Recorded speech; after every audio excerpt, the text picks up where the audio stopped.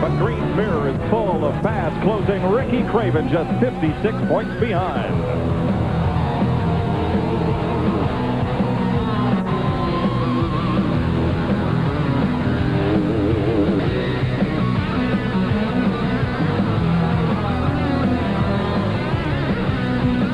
But it's not a two-horse race.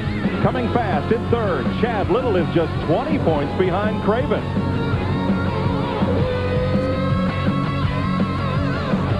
There are just 2 races left in the Busch Grand National Series. You'll see them both live on TNN starting now.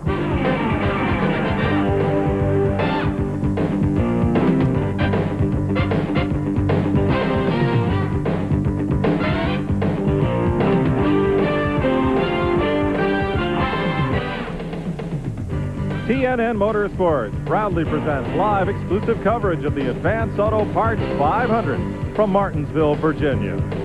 The nation's most beautiful short track is also one of its most treacherous, shaped like a paperclip with drag strip straightaways and tight U-turns.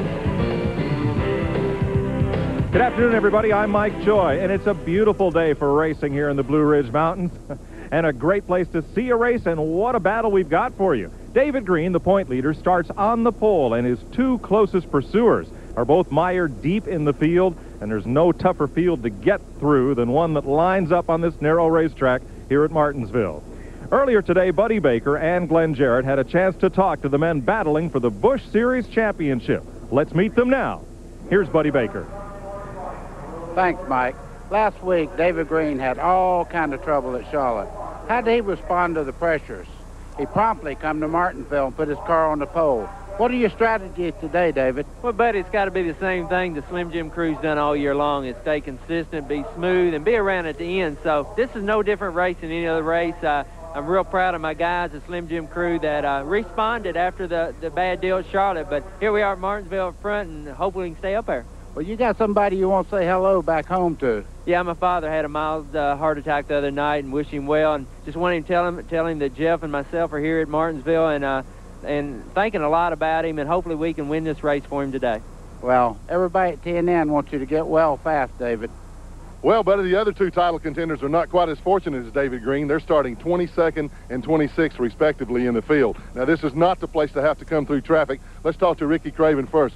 Ricky, that makes for an even tougher day having to fight all that traffic. Sure does, but the DuPont Refinish Chevrolet is running good. I mean, we made a 53-lap run a week or so ago when we tested, and the 53rd lap was within a tenth or 2 of the first lap, and that's the way it was for us yesterday. Car doesn't like to put heat in the left side tires, so it wasn't real quick qualifying, but they don't give any points for the poles, and we didn't lose any for qualifying 22nd, so we're still in good shape. Well, he's going to try to gain those points as the race go by. Now, Chad Little is in 3rd place. He's been considered a long shot. He hasn't won a race so far yet this year, but you're looking for a win as well as that points title. But, man, that's a long way to come through traffic. It is a long way. You know, I wish we would have started more towards the front. We just didn't have a good qualifying run, but the Harris Teeter Ford's running well, and it's we practiced great. It's just I hate starting back this far, and it just you got to have some luck on your side. Let's face it. We need to catch a couple cautions at the right time, and you still have to be optimistic, but I'd love to be starting more forward. Just gives the fans a good race, though, because you can watch us come through traffic. And Ricky's 1 row in front of me, and hopefully I'll just be able to follow him up through there, and we'll get up there and race with David, and let's just see what happens. Well, I want to wish both of you guys the best of luck today. They both have to be extremely careful coming through traffic here at Martinsville. We'll be back with the start of the Advance Auto Parts 500 right after this. In New Britain, Connecticut, people know how to make a home worth more. The Hummels are doing a new deck. Because New Britain is also the home of Stanley. Frank is redoing his roof. And nobody has more innovative ways to make a house more livable. Liz is redoing her bathroom. Or more valuable. And the Sandelskis are redoing everything. Ever wish you had a better house? So, Arnold. Why not get started on the one you've got? What are we doing? No matter where I park, it draws a crowd. It's a 55! It's a 55! 55. 55. This is one of the last real classics of our time. What do you think of the bumper, huh? Everything's original. And I take care of it myself right down to the oil and the Purolator filter. Pure oil now! It's a 55! So when someone asks me how I've kept up the engine, I just show them the Purolator. Pure oil later. I don't think it all fit. Legends live. 55. Splitfire earned a United States patent. Splitfire doesn't look like any other spark plug. And the patented Splitfire doesn't work like any other spark plug. 5 extra horsepower by merely installing these plugs. Quicker in the quarter mile. A 4.8% gain in mileage. There's nothing like a Splitfire. You'll get more power and more mileage, or your money back. You'll get more here, and you'll spend less here. Guaranteed.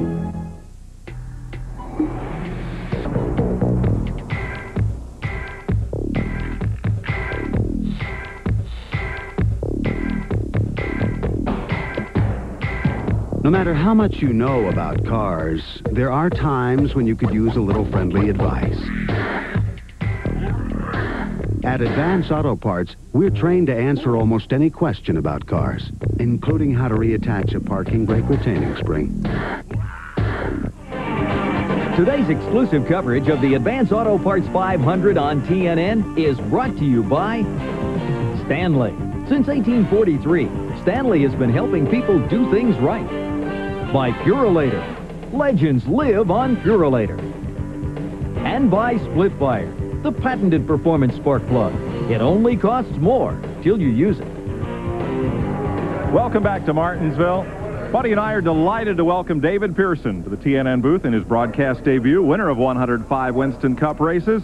Who has the tougher job today? David Green leading the points, or Ricky Craven and Chad Little trying to chase him down? To tell you the truth, Mike, I think I have the toughest job. But I'd rather be in David Green's place than Chad Little and Ricky Craven, because they are behind. And, of course, Ricky Craven, all he's got to do is just make sure he don't make any mistakes and just kind of take it easy. The other guys are behind, and they're trying to catch up. So anytime you're trying to make up 56 points, it's rough to do. Are you apt to take more chances? I think if you're behind naturally, you're going to have to take more chances. Of course, David Green can just sit there and just look over his shoulder and take it easy. Thank you, David. Let's have a look at the die-hard starting grid for today's race. 8th pole of the season for David Green. Randy LaJoie is on the front row for the second time this year. In row number 2, Dick Trickle is filling in for injured Rodney Combs. And outside is Mike Wallace, 3-time Busch Series winner. Hermie Sadler, winner at Rougemont this year, shares the 3rd row with Jim Bound, 7th time he's started in the top 10. Jason Keller, 3-time pole sitter and near winner at Dover. And Bobby Dotter has his 4th top 10 start. Johnny Rumley ran 8th here in the spring. Larry Pearson has 4 second-place finishes at Martinsville.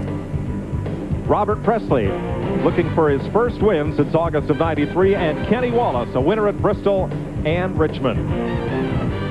Tom Peck makes his second start since April. Johnny Benson Jr., winner at Dover last month. Dave Rossetti's Terry Labonte, now Doug Hebron and Michael Rich.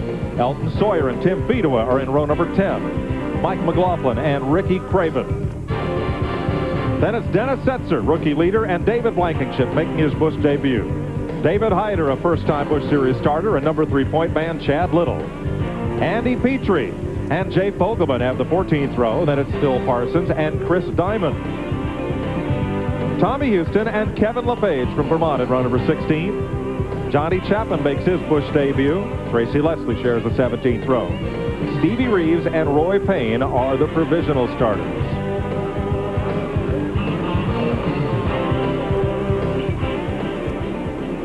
He'll be right along with Elton Sawyer in the Ford Credit Ford Thunderbird. He'll be carrying a couple of our TNN in-car cameras today. And Chad Little, the number 3-point man. There is the 360-degree pan and tilt in-car camera in the Harris Teeter Ford. There's looking out from underneath the rear bumper on Chad Little's car. And the doggy leading out the window cam is right there on the left side as you look over to the inside of that row. Clay Brown, Jeff Green, Franklin Butler, Eddie Johnson, Earl Davis, Ashton Lewis, and Mark Whitaker were the drivers who tried to make the field here at Martinsville and did not qualify. 2 races left in the Busch Grand National Circuit. They used to decide the championship here at Martinsville. For the last 2 years, Hickory Motor Speedway has been the curtain closer, and this year at Rougemont, North Carolina, we'll have the last Busch race of 1994. That's coming up here live on TNN next Saturday. Getting ready for the wave of the green flag as Randy LaJoie and David Green are right close together. That's what we'll see all day long as we get the green, and they bang a bit going into turn one. LaJoie really wants the lead, and he's going to get it. Mike Wallace up the outside is going to challenge for second spot. That's Dick Trickle in the 43 car in fourth. One car very slow in the back straightaway, David Hyder. Field completes lap one. LaJoie out front, and Mike Wallace settles into the second spot. Then Dick Trickle in fourth behind David Green, and Jim Bound moving up.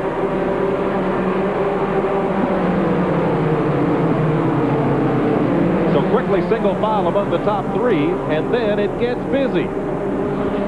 There's Dick Trickle and Jim Bound side by side. Hermie Sadler looking on.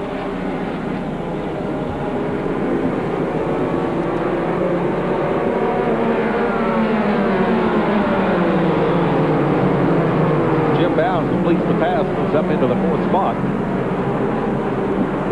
Trickle settles in fifth, Sadler sixth, Donner seventh, Jason Keller eighth.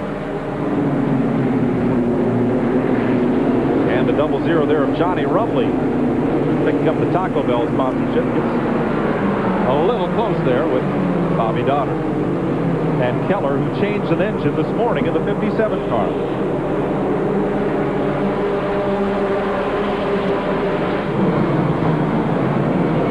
Quick drop behind the wall for David Hyder out of Greensboro in the Gene Petty car, making his Busch debut.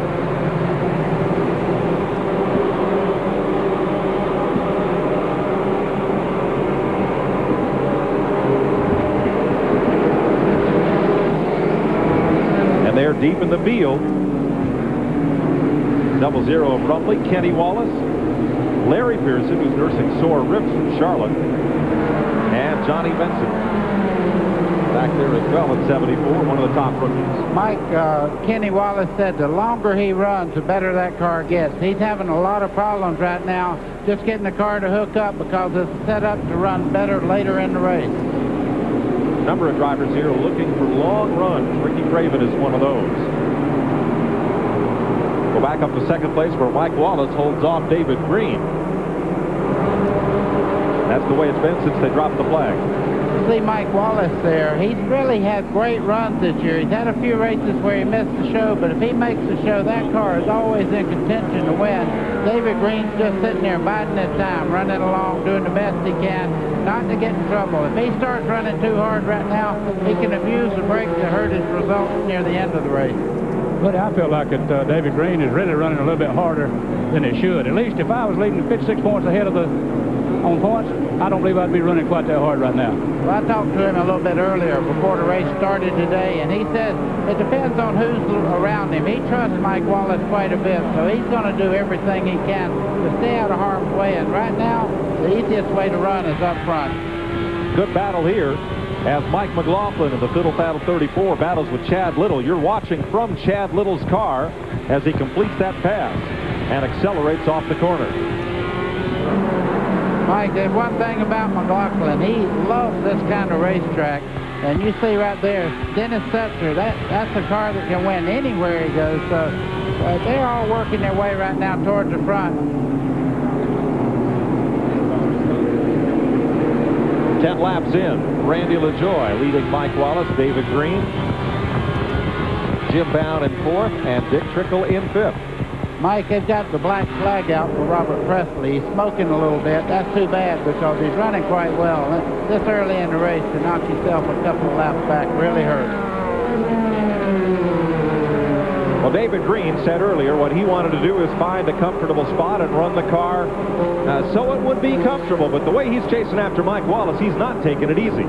Well, the reason he's running that hard, if you'll look right in front of these guys, that's Randy LaJoie going off the corner there. He has a 15, 20 car length lead, and I feel like maybe Mike Wallace's car is actually holding Green back. He's very fast here. He qualified at 91 miles an hour here, and that is really quick around this racetrack, so he's got a lot more car than he's using right now.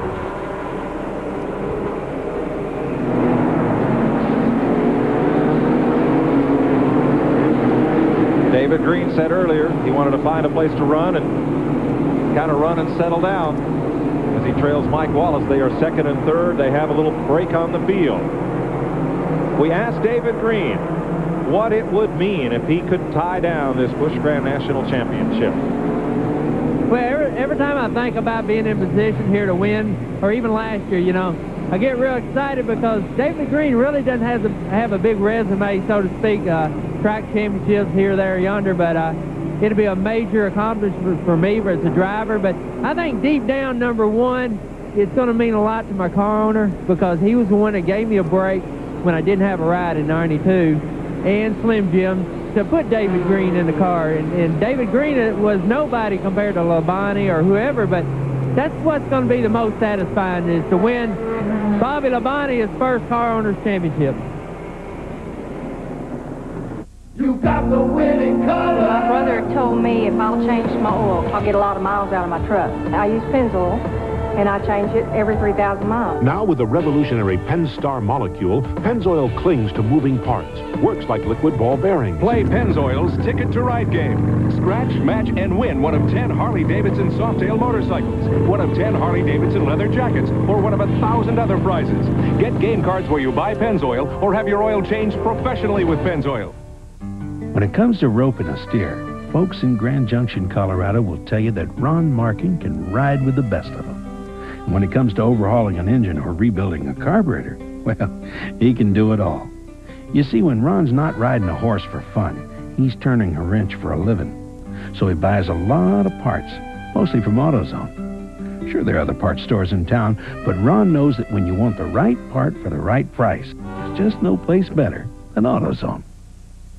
Since Wendy's announced a new chicken sandwich, Dave's buying bacon. That old fox. everyone's guessing about the toppings. Me, I think Virginia Hay. A little birdie told me it's going to be watercress.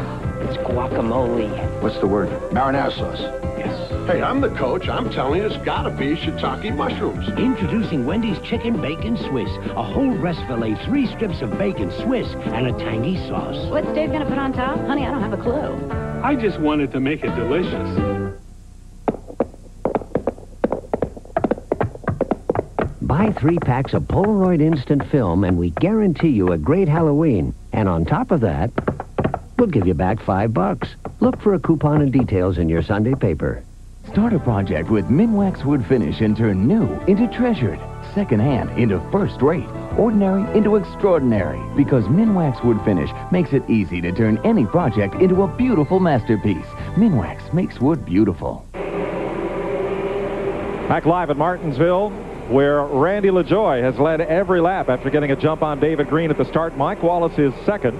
In third is the point leader and pole sitter David Green. That's where the point chasers are running. Craven in 13th, Chad Little in 19th. Hermie Sadler is coming out of the pits after a stop while we were in break. Glenn Jarrett, what's the problem? Well, Hermie Sadler brought his car in. He had a problem with the car. It had a miss, and it sounded like maybe an electrical miss. I'm going to ask Bobby Keene when I get a chance at what it is. They're still talking to Hermie right now. They did something under the hood. It looked like they changed the wires to the alternator, and it cleared the problem up. So Hermie took off. We'll get a word with Bobby and report back exactly what the problem was, but he does seem to be okay now. Hermie fourth in the points as you saw Robert Presley take a Cincinnati Millicron number 35 to the garage. Well, Mike, I think the engine just gave up. He spun coming off turn 4, and he went straight into the truck there, raised the hood, so it looks bad for him. You know, Hermie Sadler was the dominant car here earlier this year. To have this happen to him, just an electrical box where it's back up to speed now, he lost a couple of laps just making that one change.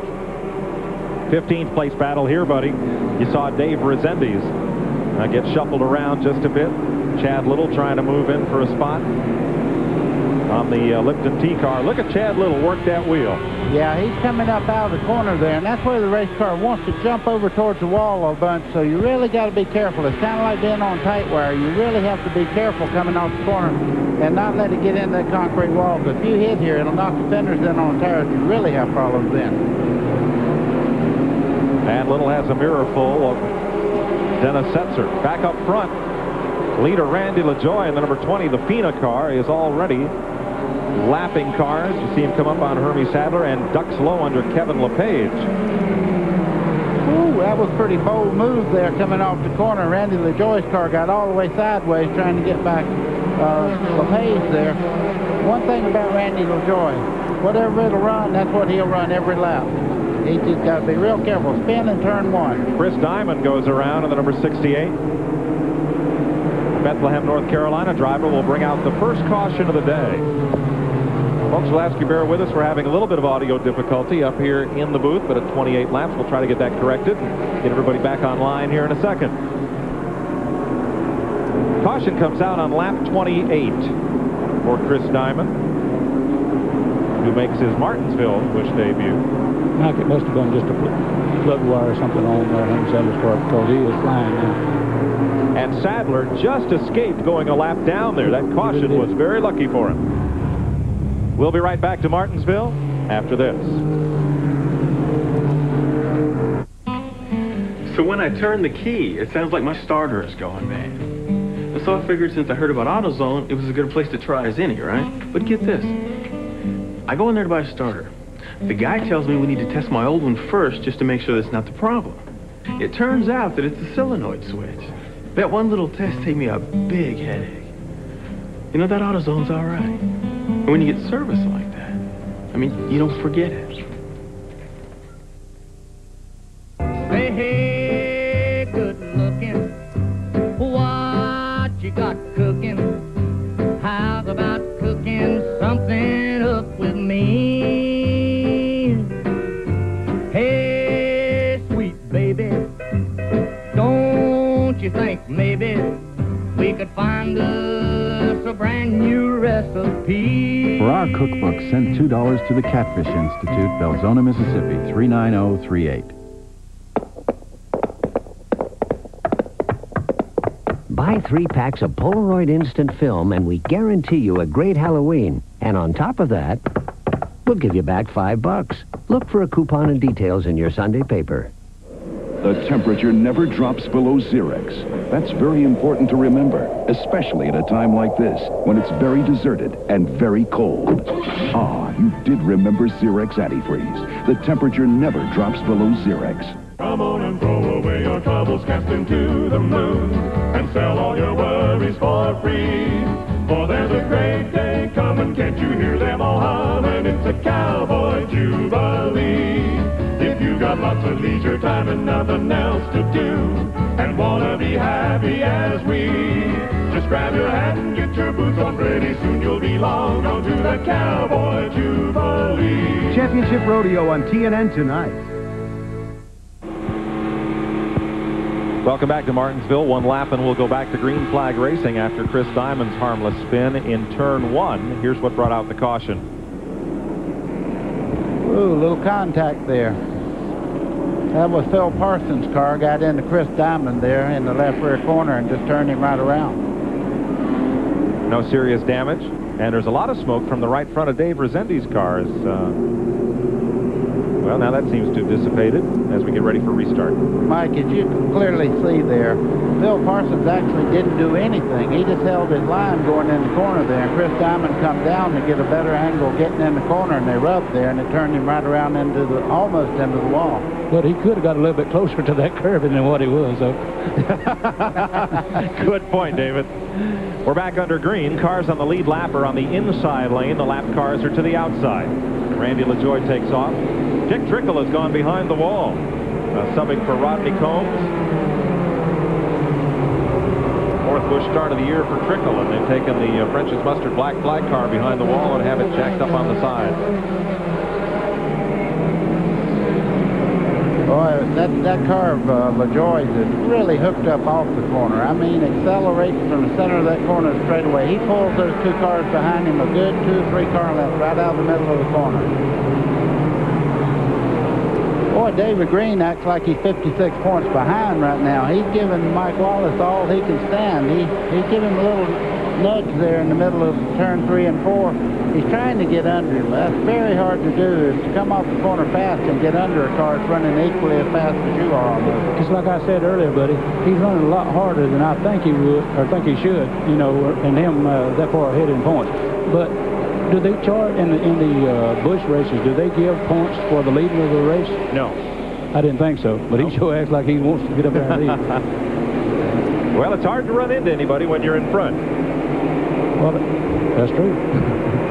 That is definitely true. Second place point man, Ricky Craven. Craven right now is in 10th place. You see him just behind Larry Pearson there. Larry Pearson has really bad bruised ribs. He's wearing a flak jacket today, but he has a super sub waiting in there, Jimmy Hensley. In case he can't stay in the car, he has one of the best relief drivers in the whole sport. He has, but in fact, I'd rather have Jimmy Hensley in the car here at Martinsville than anybody I could think of, because he knows how to get around this place. He takes his time. He don't wear out the brakes and everything. So, yeah, I feel like if they had a caution, it'd be Larry's best interest if he got out and let Jimmy Hensley get in the car. Now, if you're new to the sport, Larry, who's a two-time Busch champion of that 92 Stanley Tools car, is David's son. How's he feeling this morning? Well, I talked to him a little bit, and he's real sore, and he feels like it.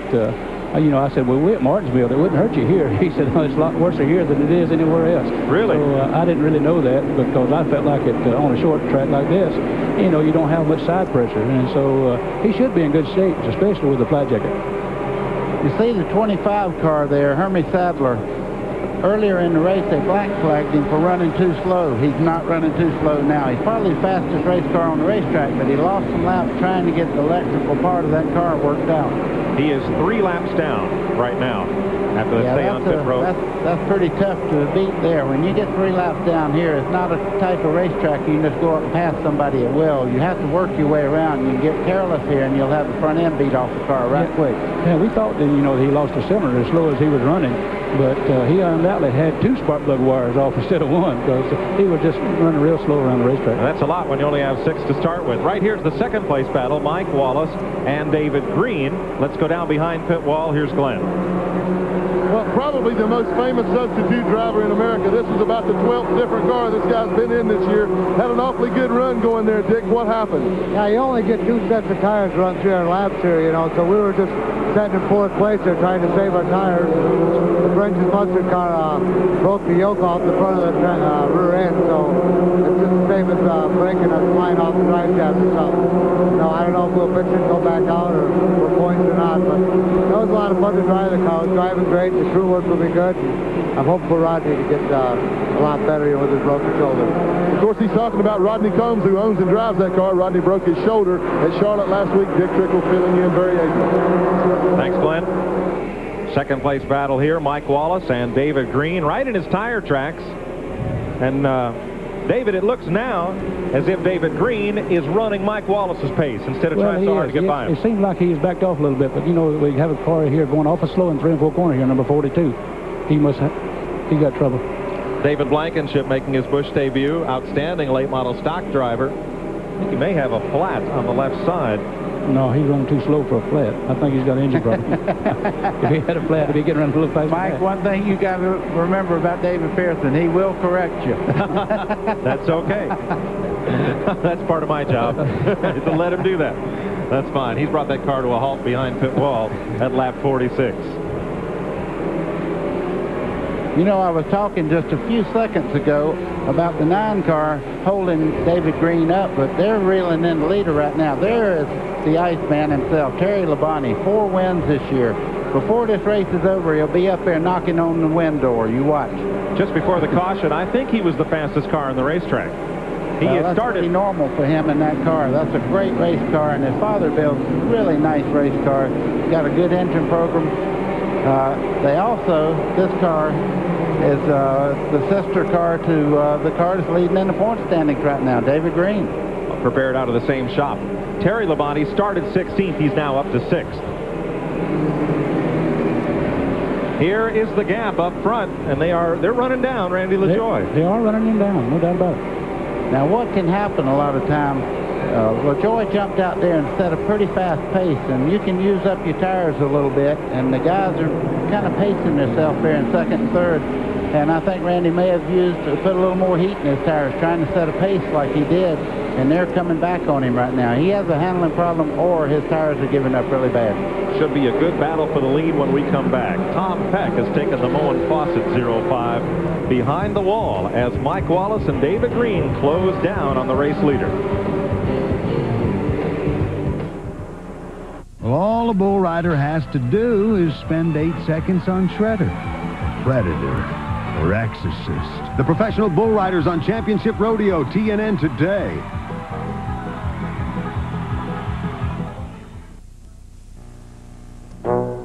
What makes the perfect family room? Sports on a big screen TV. Games for the kids. Plenty of good friends. Great food. Ice-cold beer on tap. And dirty dishes that disappear all by themselves. That's what you'll find in the perfect family room. That's exactly what you'll find at Beef O'Brady's. Good food, good sports.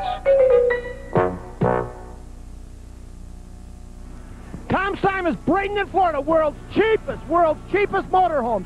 Rockwood, Travelcraft, Jayco, Coachman, Turtle Top, Ferran, van campers, custom vans, minivans, full-size custom vans, Class A's, Class B, Class C's, camper vans, you name it. Tom Simons, Braden in Florida. Don't make a $10,000 mistake. Shop Tom Simons, #1, Bradenton, Florida. We're under caution here at Martinsville. Phil Parsons making contact with Dennis Setzer. Setzer going around. Johnny Benson just narrowly missing Dennis Setzer. Next week, the AC Delco 200 from Rockingham, Saturday, October 22nd. These same cars will decide the Busch Series Championship. There's the number for tickets, and there are good seats available for Saturday and for Sunday. You'll see the AC Delco 500 Winston Cup race live from Rockingham here on TNN as well. Let's see, what happened up here in turn 4?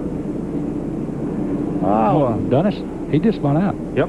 Dennis Setzer just went in there and got a little loose, and boy, Johnny Benson did a great job. You see Phil Parsons got in the back of one of the cars trying to slow down there and spun himself out, but we stand corrected. Phil Parsons had nothing to do with that at all. When he got there, there was a wreck already there. Right, he did make contact. You say that. He did make contact, but not with Setzer. Glenn? Well, Mike, I'm standing by with Dennis Conner. He's the crew chief for Randy LaJoy.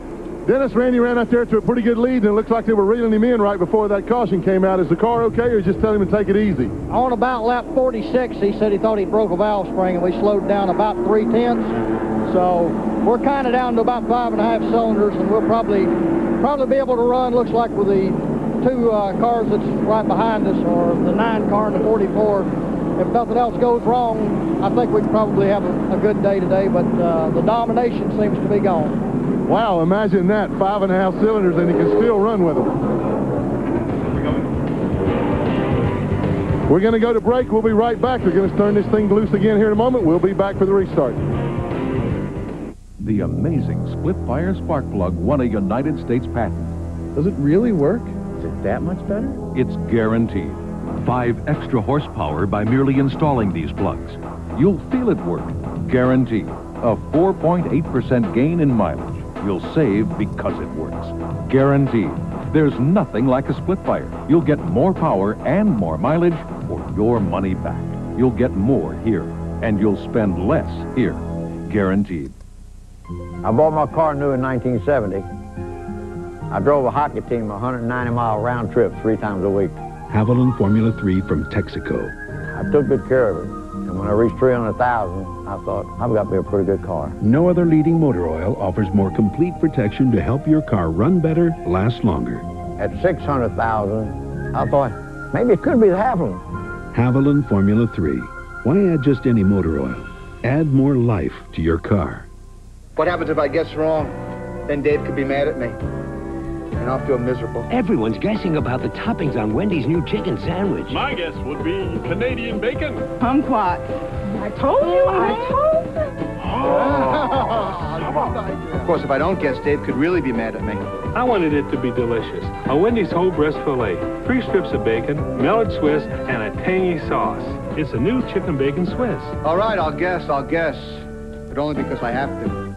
Get ready for the season with Fall Car Care Days at Napa, where you'll find quality Napa parts at low prices.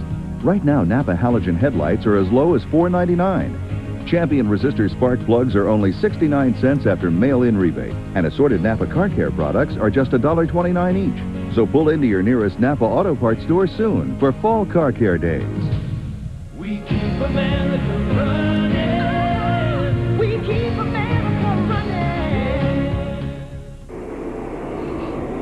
Exclusive coverage of Busch Series racing from the Martinsville Speedway on TNN is brought to you by Napa. We keep America running. And we're running back under green at Martinsville. Hermie Sadler tries to get one of his laps back from the new race leader, Mike Wallace. Wallace had beaten Randy LaJoie back to the caution flag to take the lead. And Hermie gets one of his 3 laps back. Mike, Randy LaJoie said they could outrun those 2 cars. They're having a lot of problems down the straightaway. You see Kevin LePage there trying to get by him on the outside. David Green is being extremely careful. Coming off the corners, they almost run over him just a second ago. So that cylinder is really going away in a hurry. David Green in 3rd place. Have to go back to 8th place to find Ricky Craven, and about 11th. Make that 15th for Chad Little. I tell you, I've never seen a car run that good on 5 cylinders. Not as good as that 20's running. You know the bad part, Mike, we're talking about valve springs. When they're talking about a valve spring breaks, it's either the inner spring or the outer spring, but whatever it is, it's got little pieces of metal that start running through the motor there. So you really, really don't get better. If anything, it'll probably break the other spring and cause a lot of problems. David Green has gotten past LaJoie for 2nd place. 2nd and 3rd. Thing, but it's probably, he just broke a spring. It's not really completely broke, and you know, he hadn't lost a cylinder, complete cylinder. It's just weak. Positions of the point leaders. As we look back through the field, Jim Bound, Jason Keller having good runs here today, and Dick Trickle is back in the race. There's Craven, posted in 8th. Well, so far, this race is going about like David Green would like it.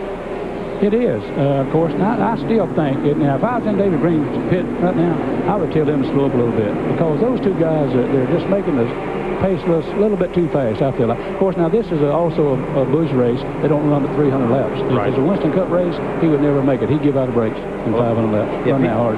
If he eases up, that 2 car will be on him, because Craven knows he has to get to the front to have a chance at this championship. And just ahead of Ricky Craven, Andy Petrie's in that 3 car today. Yeah, there's a lot of story to that. That's Dale Earnhart's car, and Andy Petrie's running it. And Everingham, the crew chief for Jeff Gordon, is the crew chief here. So these guys, they just borrowed from everybody here, I think. But you see Andy's doing quite a good job in the car. It seems to be handling pretty good. Right now, I'm sure that Ricky Craven would like for him to get over and let him go after the points leader, though. It's Petrie's first Busch Series start since 1988, when he ran 4 races at Richmond, Rockingham, and twice here at Martinsville. Right behind him, Craven told us this morning that Ricky said he's got a low snout car, David. What's a low snout car? Well, that's the way it's built. The low snout car is the frame and everything is real low. In other words, the suspension on front is raised up and got longer spindles and stuff like that on the car and makes it sit real low. And the pivot point, I guess you would say, on the car when the car leans over to the center of gravity that's what he's talking about. So he said it didn't get a lot of heat in the left side tires, so it doesn't qualify well. This is the 3rd time that Craven has raced this particular car here at Martinsville. It's never started better than 21st, but it's finished 3rd in both its previous races here. Boy, Ricky Craven's doing everything he can. Now he's up under, not quite. He had track position. Now he's up under Petrie, trying to get ahead of him. And on this racetrack, when you have a car as good as the 3 car, it's tough for Ricky Craven to get by him, because you see in the corners they're basically the same. The acceleration on the bottom side should get him on by him. Petrie is 1 lap down, as is Phil Parsons in the 99. He is 2 laps down. Johnny Rumley in the 00 is on the lead lap. 69 of 300 laps complete here at Martinsville. The hood has peeled up on 1 car heading for the back pit area, that of Michael Rich.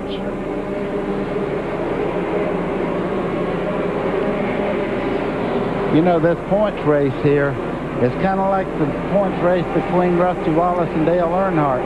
The cream always rises to the top. You notice right now that David Green's running there in 3rd, and in 6th place right now is Ricky Craven. He's moving quite well. We have a fire on the back straightaway. Michael Rich's car is engulfed in flames.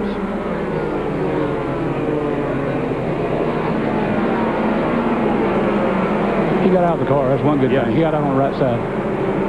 And the caution is out. A tremendous fire surrounding the car of Michael Rich. There goes the driver there, walking down pit road. He's a very lucky man to get out of that car. He sure is.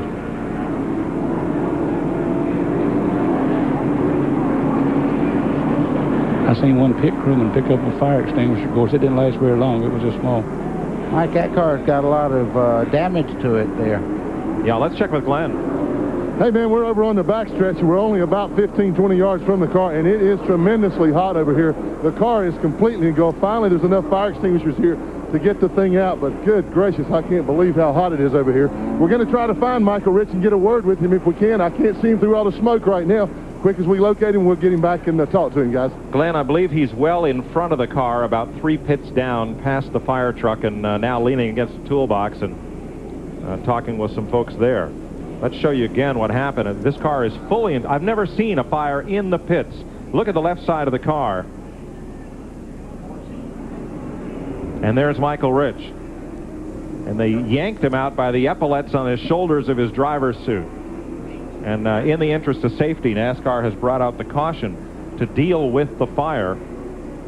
It is no pun to tell you that's the Bill Ellis Barbecue Oldsmobile.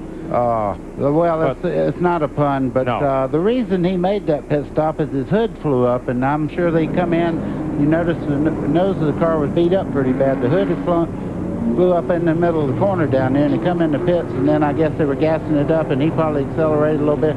You see looked like fuel run down the door there onto the exhaust while he was trying to accelerate to get ready to go back out. Everybody is okay, as caution is out for the 3rd time today here at Martinsville Speedway for an intense fire in the pit and surrounding the car of Michael Rich.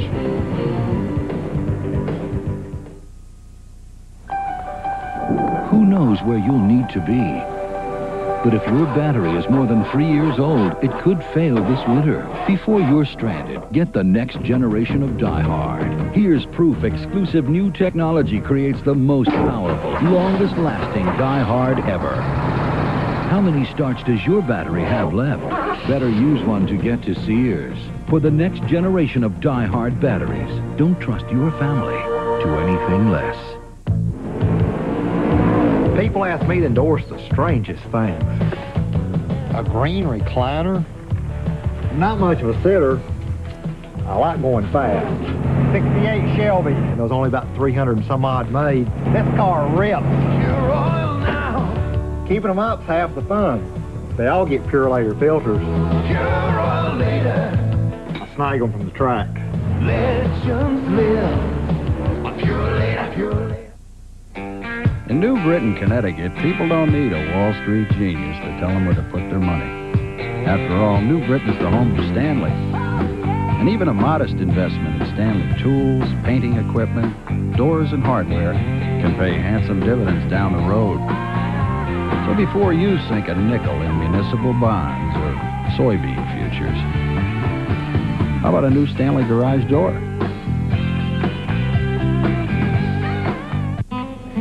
So when I turn the key, it sounds like my starter is going bad. And so I figured since I heard about AutoZone, it was as good a place to try as any, right? But get this.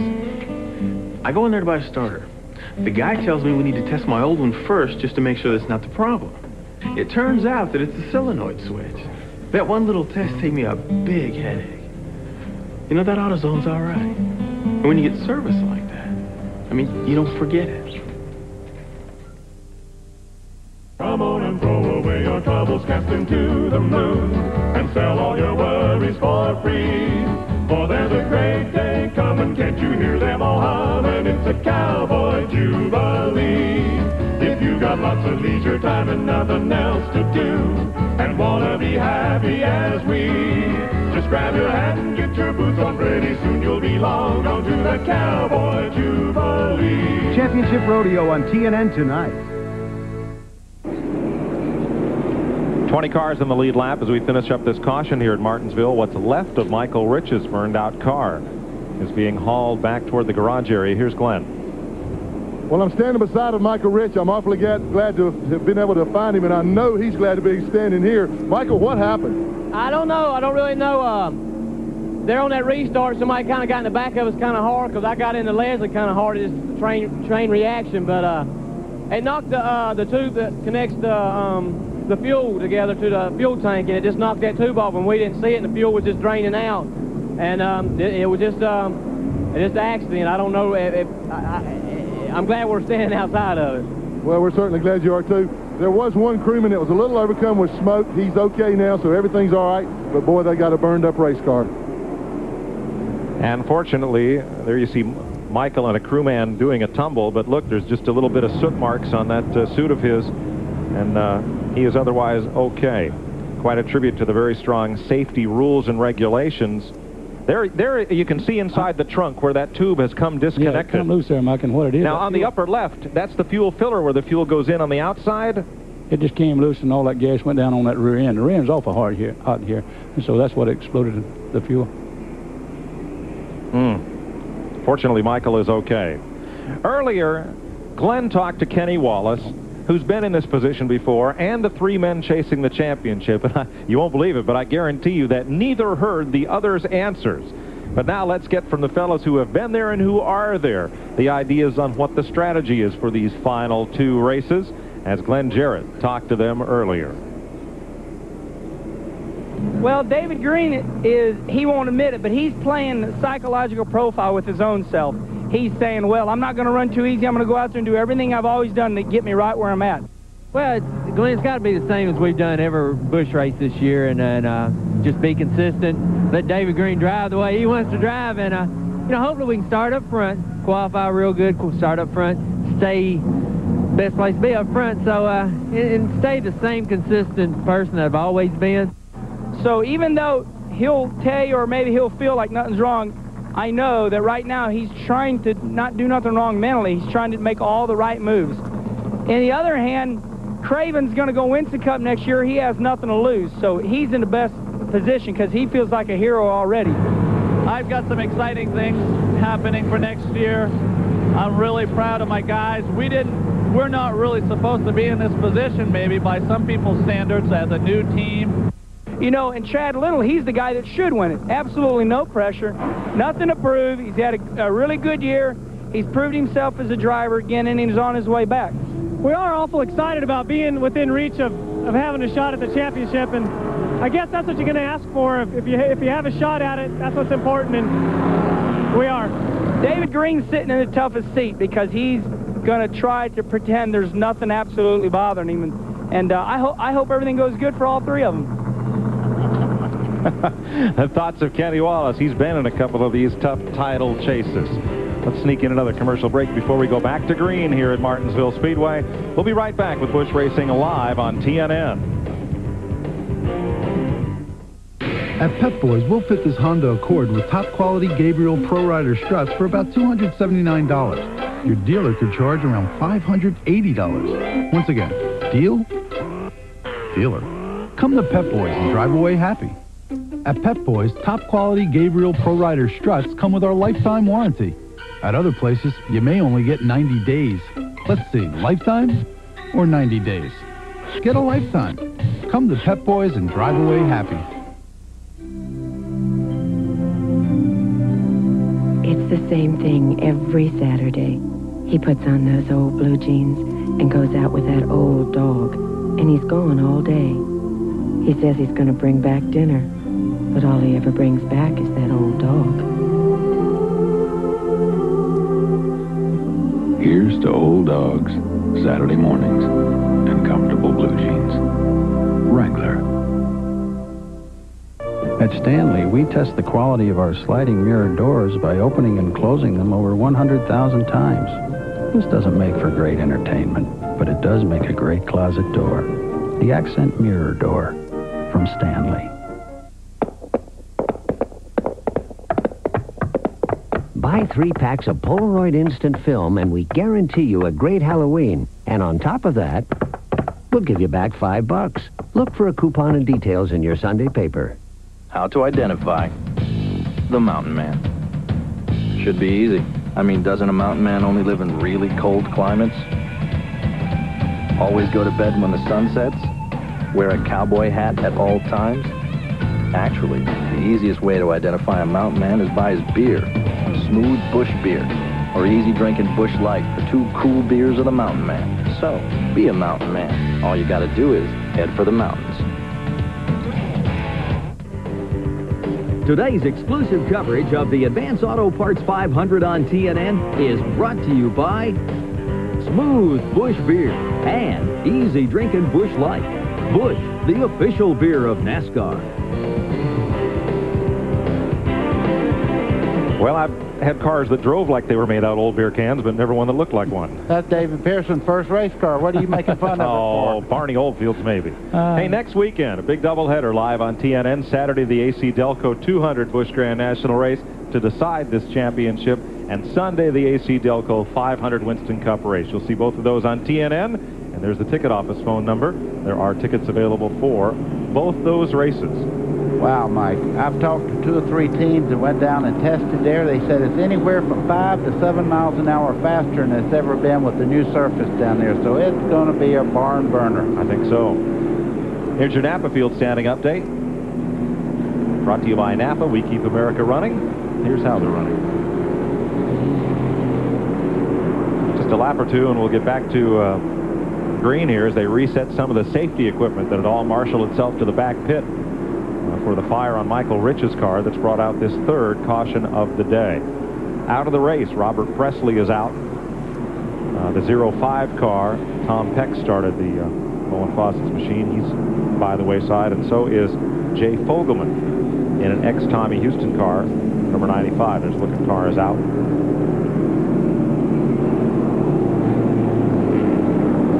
And Dick Trickle back in the race after repairing that yoke to the rear end. We've got some walking wounded, or should I say rolling wounded, here at Martinsville.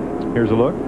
Boy, I tell you, we have Randy LaJoy, Rodney Combs, and Larry Pearson. Larry Pearson has Jimmy Hensley standing by for him. Of course, Dick Trickle filling in for the injured Rodney Combs. He broke a shoulder blade, and Randy LaJoy says, "Listen to me. I'm perfect now. My legs are working again. I hit my head a little bit at Charlotte, and I'm running just fine here at Wilkesboro." That's what he said? That's what he said. So he hit his head pretty good, I'd say. Okay. Want to take a minute and remember a fellow who built and owned some great race cars, driven to victory by many of the sport's best. Robert G. Passed away Friday after a long battle, and he'll be missed. One of the most colorful people, one of the hardest working men, one of the greatest people I've ever known, and he'll certainly be missed in the racing community. He was a fabricator for so many people that if you had to put them all down, you'd take up a full page in the newspapers. But he's a great man, and all the family, we certainly will miss him.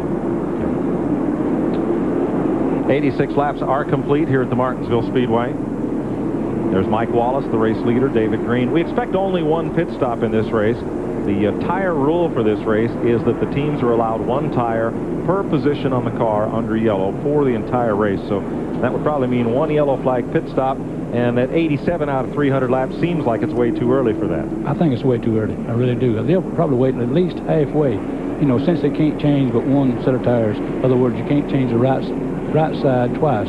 You got to change the right side once and the left side once. That's all they're allowed to do. Well, that's under the yellow, but under the green you can change anytime you want to. You just lose so much track position. It's really not in your best interest to do so. Only time they'll do that is if they have a flat or hit somebody or something like that. 20 cars on the lead lap, and in one lap we'll go back to green. Among the point leaders, David Green is in second place. Ricky Craven in sixth. And back in 13th, third place point man Chad Little. Mike, you see him weaving back and forth. This racetrack's probably the most critical. Get all the junk off your tires that builds up when you run around here slow. Because when you go down in the corner, if you don't have them clean well, it'll go just like you have a flat tire right straight in the wall. So you really have to be careful. Green this time. You know, buddy, I never did run here while they had the asphalt in here. I mean, the concrete. they say it's a lot better this way with concrete than it is with asphalt. Well, that's good, but it's still, you can see the dark marks there. That's where the tires are put down rubber, and you pick it up when you run slow with hot tires, so you really got to be careful. Green flag at lap 89, and Mike Wallace takes off from the field. David Green right with him, and that whole inside line is going to go. Whoa, Jason Keller. Boy, Terry Labonte made a move to get past him. He just did miss it. We may stay. Nope, we're going caution. Jason Keller installed a new engine, and trouble in turn 3. Chad Little has spun. The number 3-point man has to climb the curb to get away from this one. Well, Marcus, just like Buddy said, if you don't clean your tires real good, something's going to happen. And a lot of smoke from the rear end of Larry Pearson, Stanley Tools, number 92. Yeah, look at the damage on the right front corner there. He really got into something. Yeah, I think everybody stacked up behind Jason Keller. Watch the move that number 14, Terry Labonte, makes to get away here. Jason just lost control there, but look at Terry Labonte. Woo, look at Ricky Craven thread the needle there in the middle. And the guys went right through that wreck and went down here and wrecked the other corner. Woo. Now that's heads-up driving on Terry Labonte's part, and also on Ricky Craven. I mean, he went right through the middle. Well, Labonte had to miss the spinning car and then cut back to miss the end of pit wall. Jason Keller spinning coming out of turn 2. Brings out this caution. There's a look at Labonte. And Chad Little's on pit road. So is Larry Pearson. See him slowing down there. Andy Petrie got in the back of Phil Parsons there. That could have been a wreck, but what a nifty move on Terry Labonte's part to go to the inside like that and get out of that wreck. Chad Little will take on right side tires under the caution here at Martinsville Speedway. 91 laps complete. If you got lots of leisure time and nothing else to do, and wanna be happy as we, just grab your hat and get your boots on. Pretty soon you'll be long gone to the Cowboy Championship Rodeo on TNN tonight. Kawasaki RFD for real fall deals on the toppest ATVs in these parts. Nowadays, if you fish and hunt, you've got to go deep. That's where my Kawasaki ATV comes in. It gets me where I want to go, and back again. Where you want to go is your participating Kawasaki dealer. For real fall deals, including a free home light chainsaw. Kawasaki RFD, only at participating dealers. Granny's, 2095 17th Street in Sarasota. EarTech presents a new concept in better hearing. The EarTech CIC, completely in the canal hearing aid. Set deeper in the ear canal, the CIC takes full advantage of the natural amplification properties of the ear's shape, resulting in better directional hearing, more clarity, and less feedback. The CIC is easy to insert and remove, and nearly completely conceal the cosmetic bonus. Fitting and servicing is quick and easy because each CIC is made here in our local lab. A new concept in better hearing, the CIC from EarTech. Welcome back to Martinsville Speedway. Chad Little and Larry Pearson have each made several pit stops. Chad's grandparents are here from Spokane, Morris and Doris Little, keeping an eye on their grandson. Boy, Chad was real lucky. He's got some damage on the front there, but it's not enough to really make him have to do much. You've seen him pulling out the sheet metal on the very front to keep it down, pinned well on the ground. All right, let's check with Glenn. Well, guys, very minimal damage on his car. The little piece of little stripping that goes along the bottom of the front spoiler was all. It was torn loose when he came across the curb. You mentioned he had to cut across the curb to get out of that. Tore this piece loose. It was hanging down on the racetrack. Wasn't going to hurt anything, but just to make sure, NASCAR didn't black flag him coming in. They ducked in, changed it, or snipped this off and sent him right back out, so no problem.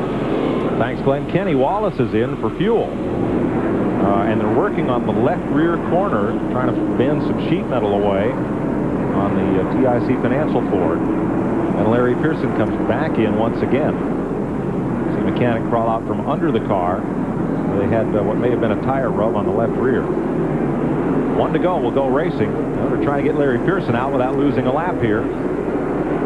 And they do, but he may have to come back in with that fender out. Larry is 7th in the point standings. And And Pearson scoots around. He's going to come back on pit road before we get to green. Here's Elton Sawyers. Ford, credit Ford. Getting set for the restart. He is in 9th place. Wiggling that wheel, getting those tires clean, getting ready for the start here. Oh, Pearson comes to a halt, has to back up a little. He's over the line. Well, they get some of that stuff off, but Larry pulls out. We're going green. Pearson struggles to stay on the lead lap, and Stevie Reeves come out of the back pits. Well, Kevin LePage is going to try to get a lap back from Mike Wallace here. Looks like he's going to clear him there. He's back in the lead lap again. Mike got loose coming off of number 2 there, so that definitely let him get ahead. And also the 99 moving on up through to get back one of the 2 laps that Phil Parsons is down. So those 2 cars scoot away from the leader. Well, the nice part about that, when somebody makes up a lap, it's not like they're taking the lead or anything like that. You see Hermie Sadler coming around on the outside there. They black flagged him early in the race, but he's made up 1 lap, and he's trying to make up another now. Watching from Elton Sawyer's car, and Mike McLaughlin down on the inside there. Battle for 9th place. Oh, that's a nice shot right there. You see the car on the inside. They'll get so close, well, it looked like he touched just a little bit, but they didn't. That camera is in a good place to have to produce another camera sometime. That's Bobby Dotter on the inside in the DeWalt Tools car. It was announced this week that sponsorship will move to Hermie Sadler, who will form his own team next year. Close running up there. Here are your leaders from Mike Wallace on back. See, Randy LaJoy, they said he was running up to par, but when you have a cylinder down, you start drifting back. You see how this other car is pulling away from Randy LaJoy down the straightaway. Now, going in the corner, he probably handles better because he don't run quite as fast down the straightaway, so he can make up a little time. But you see when they come off the corner, he got about 10 car lengths on one straightaway there. Now LaJoy drops to the inside. Here's where the point leaders are running as we continue to watch this battle at about 7th spot. Whoa! The 20 car slowed way up now. Yeah. Randy LaJoy will come in. If that gets any worse. Well, he's hurting right now. He's to the inside of the track just trying to make as many laps as he can. Hermie Sadler is flying. He's trying to pass Mike Wallace on the outside of this racetrack. If he does that, he ought to get that Attaboy award that we get each race. He is 2 laps down in the Virginia's for Lovers number 25.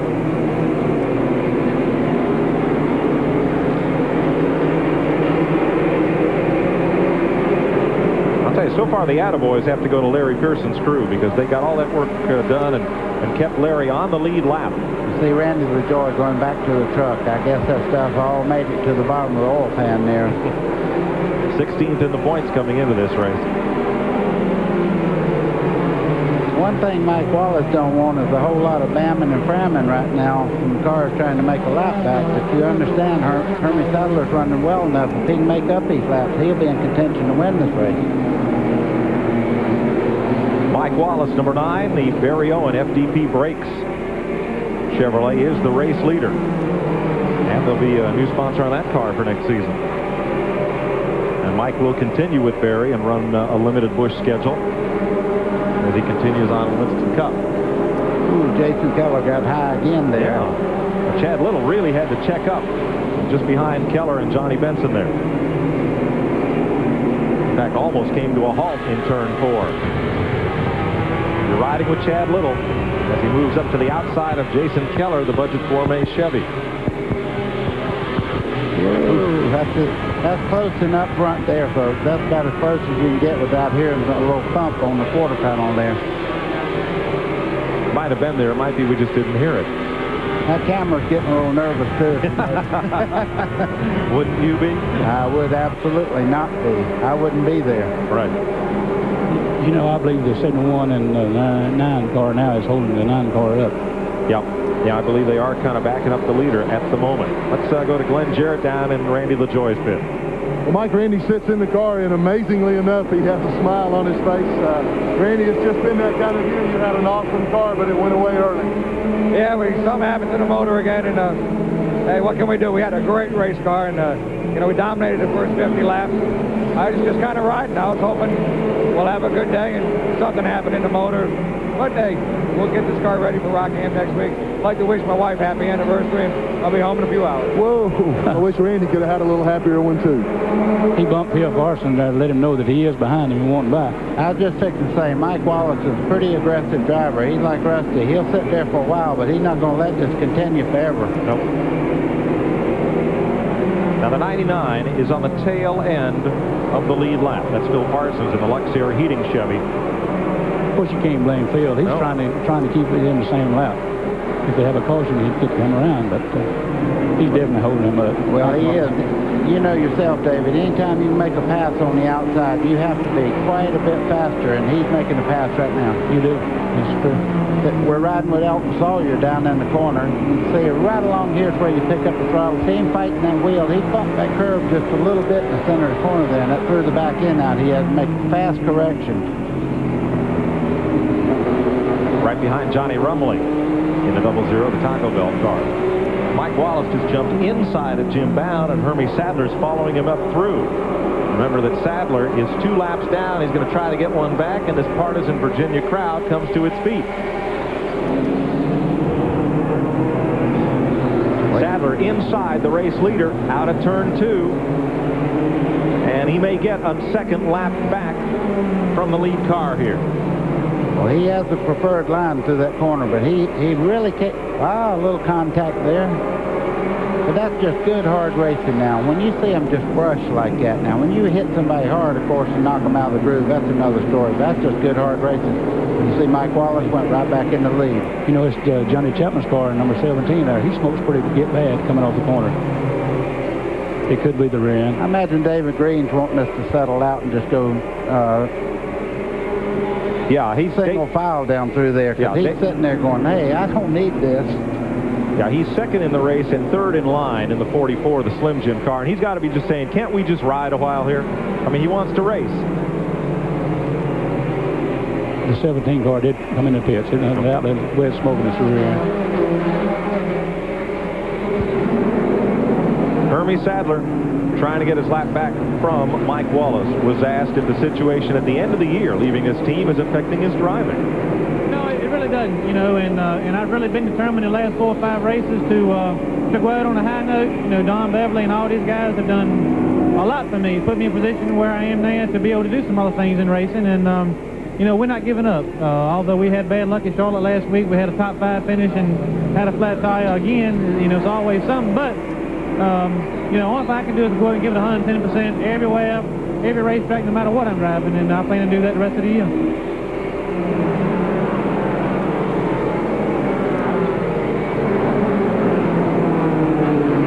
Hermie Sadler trying to get that lap back. Ricky Craven has moved all the way in the 3rd spot. He come up behind Terry Labonte. Terry Labonte moved over to the inside of the racetrack, let him go by on the outside. He knows what this title means to these boys. He did not even try to fight back. He let him go right on by. And just behind them, Johnny Rumley and Elton Sawyer battle. Rumley back in the Bob Hicks owned car that he won with at Hickory last year. That's that yellow 00. And Elton Sawyer down into the back of somebody there. Mike Wallace leading David Green and Ricky Craven here at Martinsville. We'll be right back. Who knows where you'll need to be? But if your battery is more than 3 years old, it could fail this winter. Before you're stranded, get the next generation of Die Hard. Here's proof exclusive new technology creates the most powerful, longest-lasting Die Hard ever. How many starts does your battery have left? Better use one to get to Sears. For the next generation of Die Hard batteries, don't trust your family to anything less. There's one thing that a racing engine and a street engine have in common. You want them both to last. Haviland Formula 3 from Texaco. To build a race engine that holds up, You have to use the best of everything, and Haviland does that job. No other leading motor oil offers more complete protection to help your car run better, last longer. Good enough for Robert Yates. Haviland Formula 3. Why add just any motor oil? Add more life to your car.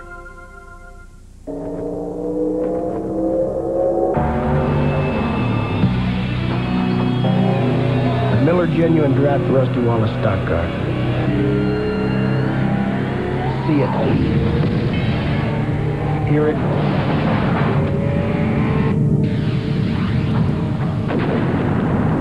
Feel it.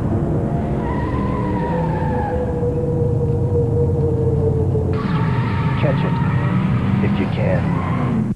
Since Wendy's announced a new chicken sandwich, Dave's buying bacon. That old fox. everyone's guessing about the toppings. Me, I think Virginia ham. A little birdie told me it's going to be watercress. It's guacamole. What's the word? Marinara sauce. Yes. Hey, I'm the coach. I'm telling you, it's got to be shiitake mushrooms. Introducing Wendy's Chicken Bacon Swiss. A whole breast fillet, 3 strips of bacon Swiss, and a tangy sauce. What's Dave going to put on top? Honey, I don't have a clue. I just wanted to make it delicious. 125 laps complete at the Martinsville Speedway. Mike Joy with Buddy Baker and David Pearson. Glenn Jarrett's in the pits for TNN. Jim Bound takes his car behind the pit wall. Ricky Craven is on a tear. Boy, that car is working very well through the corners. You see him accelerating there. He's running the leaders down. He's only a half a straightaway back from the leaders right now, and that car just goes anywhere he wants to. So you'll look in just a little while, he'll be up there battling for the lead, I think. Craven will go Winston Cup racing in 95. Wants to go out of this division with the championship. He'll still run a limited Busch schedule next season with his own car, and John Munson as crew chief, his own equipment, and DuPont. One thing about it, he's owned his own team this year, and he has really, really had a great team all year. This guy, when he gets to Winston Cup, is going to write a new chapter, I think. He's just like Jeff Gordon or any of the younger drivers. I think he's on a tear right now. He's quite a businessman, too. He was telling David and me this morning what he'd spent almost to the penny the first half of this season and what it's taken for this stretch drive for the championship. And just these last few races been more well into 6 figures. Ricky, is there more pressure on you or on David Green as we come to these final 2 races for the championship? Oh, it's got to be tougher on him. David's a good guy, and he's led this thing since we gave it up about halfway through the season, a little after halfway, and it's his to lose.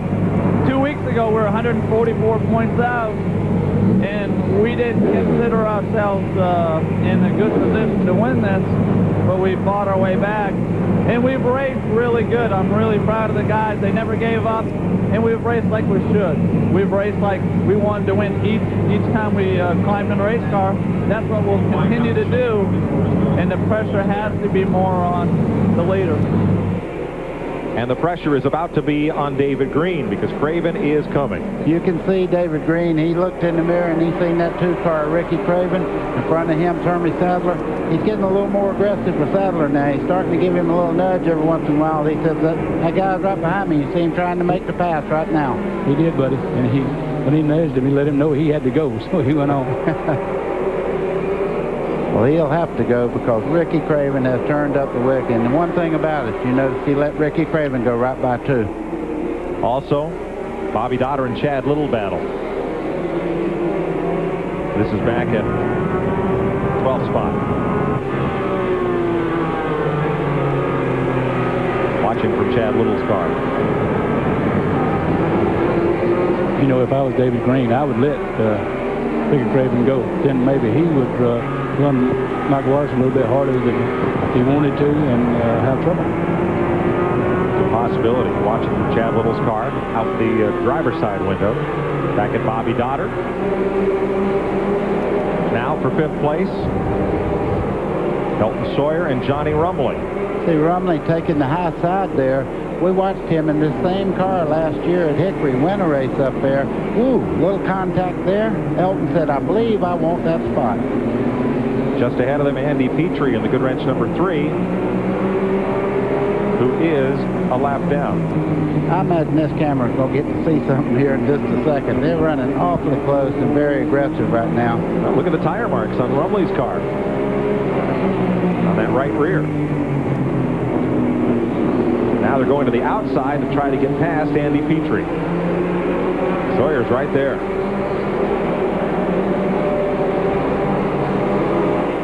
Up front, David Green has turned it up and gone after Mike Wallace. You think he don't have a lot of race car might? He sat there for so long, and he looked in that mirror and seen that 2-car Ricky Craven coming. You talk about somebody turned it up now. He's going to go right on by for the lead, I believe. He's got a lot of race car there. Well, I think the Labanis have been a good influence on David Green. Because David has learned a lot of patience. And now here's Ricky Craven, who is not going to be very patient. Wow. I'll tell you what. I guess strategy's pretty much out of the window right now. When you have the man that's chasing you with only 56 points differential, they have to do what they have to do, and right now they have to try to get away from each other. Are either of these guys thinking about points now? Well, no, I don't think so right now. I believe that Mike Wallace will. See, he's leading that race, and he knows David Green is not going to take any chances. And if you notice, David Green started to pull up beside him, and Mike Wallace has cut him right off. He knows that he won't hit him. Because, you know, he's leading the race. And sure, winning the race is a lot more important to Mike Wallace than it is to David Green. Mike Wallace cut him off right then. Trouble, turn 4, around goes Phil Parsons. Slides it to a stop just before the caution flag. And I believe he might have had a little help. Andy Petrie got in the back of Phil. And it brings out our 5th caution at lap 140. Contact between Andy Petrie and Phil Parsons. With Parsons spinning, we're under yellow. Let's stay here for a moment and see when pit road opens if the leaders come in. Let's, David, let's see what happened here. He definitely got under him and bumped it. No doubt about it. I'd say. I thought that was Earnhardt driving that car. David, that's bad, man. You got to go to Rockingham and see this guy next week. Oh. We all do. Yeah, but I'll be up here. Good one. Oh. 5th caution of the day. Now, they'll open pit road next time by. The green flag will be out at the head end of pit road. Glenn, what's going to happen? Well, Mike, they're all going to come in. The tires rule today is 1 tire per position. Now, this is an ideal caution flag because it comes just about halfway during the race. I have an idea you're going to see them change all 4 tires. That's pretty much what they're going to have to do. You can rest assured that if the first car does it, the rest of them will. But I think that's what we'll see. That's all they get under caution is one complete change of tires, so I think they'll do it now. Now, one driver among the top point chasers has already been in the pits. Chad Little took on right side tires at lap 94. These pit stops come at lap 143. Point leader David Green, Mike Wallace, Ricky Craven are in. Let's go back to Glenn. Both guys bring their cars in. They're pitted side by side. They're going to the right side on each of the cars. Right side's up on David Green's Slim Jim Chevrolet, as it is on Ricky Craven's DuPont. Chad Little is also changing right side tires. So now all the crews are going around to the left side. Looks like Green's got a little bit of an edge right now. His crew's doing just a little bit faster job than what the rest of them are. He's going to get out first, I do believe. Yes, he does. David Green pulls away. Good pit stop by his crew. A little trouble on the left rear on Ricky Craven's car. In fact, a lot of trouble. He's down and away. Chad Little comes out. Under caution at 143 laps. Larry Pearson beat David Green out of pit road. He was the first man away. We'll be right back. Hey, Mike, hand me my channel lock pliers. Tommy, hand me that plier over there with the blue handles. What kind of pliers is that?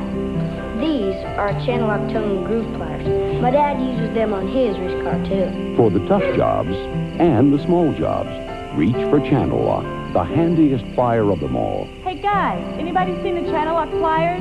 Channel Lock. Be sure you're getting genuine Channel Lock pliers. Look for this trademark. Performance. Every element on the track is matched by one off the track. Off the track and into the high-performance furnace systems of Luxair. Speed is matched by high efficiency, protection by strong warranty, handling by quiet operation, and power by warm Luxair comfort. Winners in performance. Number 1 in comfort. Luxair. A reason for loving every season. Yeah, you've seen it all. Done it all. Pretty much got it all figured out. But have you got what it takes to be a mountain man? All it takes are the 2 cool beers of the Mountain Man. Smooth bush beer, easy drinking bush light. So, be a mountain man. All you gotta do is head for the mountains. I want more power. I'd like better mileage. Split fire doesn't look like any other spark plug. It doesn't work like any other spark plug. 5 extra horsepower by merely installing these plugs. A 4.8% gain in mileage. With split fire, you'll get more here, and you'll spend less here. Guaranteed. Guaranteed. You'll get more power and more mileage for your money back. You'll get more here, and you'll spend less here. Guaranteed. Come on and throw away your troubles, cast into the moon, and sell all your worries for free. For there's a great day coming, can't you hear them all humming? It's a cowboy jubilee. If you got lots of leisure time and nothing else to do, and wanna be happy as we, just grab your hat and get your boots on. Pretty soon you'll be long gone to the cowboy jubilee. Championship Rodeo on TNN tonight. Riding with Chad Little. Let's clear up about his pit stops. You're allowed 1 tire per position, and I said earlier he had changed tires at lap 94, and he did indeed remove the right side tires, but Glenn Jarrett went to their pit and checked. They took the right rear off, changed a spring rubber, and then put the same tire back on, so that does not count against you as a tire change. So he was able to get himself 4 tires just now under this caution. Larry Pearson beat everybody out of the pits to take the lead. Glenn Jarrett? He did, Mike, because he only changed left side tires that time. They chose not to change right side tires. Now you can see Ryan Pemberton in heated conversation with the NASCAR official. NASCAR's trying to get him to bring the car back in. There's a piece of metal hanging off the right front of the car where Larry had gotten into a little incident earlier on a restart. They're going to make him come back in and trim that piece of metal off. Now, interestingly enough, he had been running that whole time with that piece of metal there. Maybe NASCAR didn't see it, didn't realize how bad it was until he came in the pits. Here he comes right now. Crew is not happy at all about this turn of events. Plan to interpret and not to try to second guess the officials, but oftentimes if there's a problem like that, if it's not so bad to affect it under green, they'll say, we want you to fix it the next caution, and that's likely what's happening here. It's a shame because it'll cost Larry Pearson the lead that they worked so hard to get for him. We'll be right back. Who knows where you'll need to be? But if your battery is more than 3 years old, it could fail this winter. Before you're stranded, get the next generation of Die Hard. Here's proof exclusive new technology creates the most powerful, longest-lasting Die Hard ever. How many starts does your battery have left? Better use one to get to Sears. For the next generation of Die Hard batteries, don't trust your family to anything less.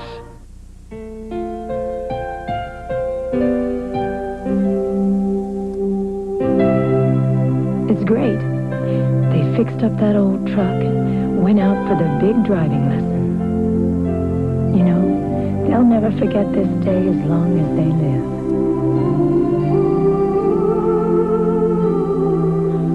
Here's to fathers and sons, first-time driving lessons and comfortable blue jeans. Wrangler. I love my new hot rod. Those flames scare the other guys. 5,000 horsepower helps too. And a fat bankroll. You know, we've been running Autolite spark plugs forever, but I could wring more money out of someone else. Money's good. My crew burns it. So I tell the guys we're going to run a different plug. They say no. I say I'm the boss. They say Autolite keeps this monster lit. So I tell them I was just kidding. Buy 3 packs of Polaroid Instant Film and we guarantee you a great Halloween. And on top of that, we'll give you back $5. Look for a coupon and details in your Sunday paper. At Pep Boys, top-quality Gabriel Pro Rider struts come with our lifetime warranty. At other places, you may only get 90 days. Let's see, lifetime? or 90 days. Get a lifetime from just $39.99. Come to Pep Boys and drive away happy. Getting set for the restart, 16 cars on the lead lap. As you ride with Chad Little. And they come up to speed. David Green leads them to the green flag. The point leader with Mike Wallace in second, Ricky Craven in third, Dennis Setzer is fourth, Terry Labonte fifth, and a big stack up that started when Johnny Rumley got sideways in turn 2. Everybody gets away. Little sheet metal dented, but nothing more. And Phil Parsons gets a lap back. There's Rumley and Chad Little battling. Rumley is 1 lap down. Show you what happened there at turn 1. Watch the yellow car of Rumley in the center of your screen. Woo, little contact there between he and Little. And that stacked up everybody behind them. He actually spun out, but I don't know how he straightened it up. So we stay green. Here's your Stanley mid-race recap coming up as we just passed the halfway point. 4 leaders, 5 lead changes. 42 laps of caution for 5 times. And 8 cars out of the race. Mid-race report brought to you by Stanley Works in New Britain, Connecticut, for over 150 years, helping you improve the value of your home. Well, now Phil Parsons just ahead of David Green. Phil got 1 lap back, and that puts him on the tail end of the lead lap here. And David Green's got to go. He's got Mike Wallace right on his bumper, Ricky Craven right behind.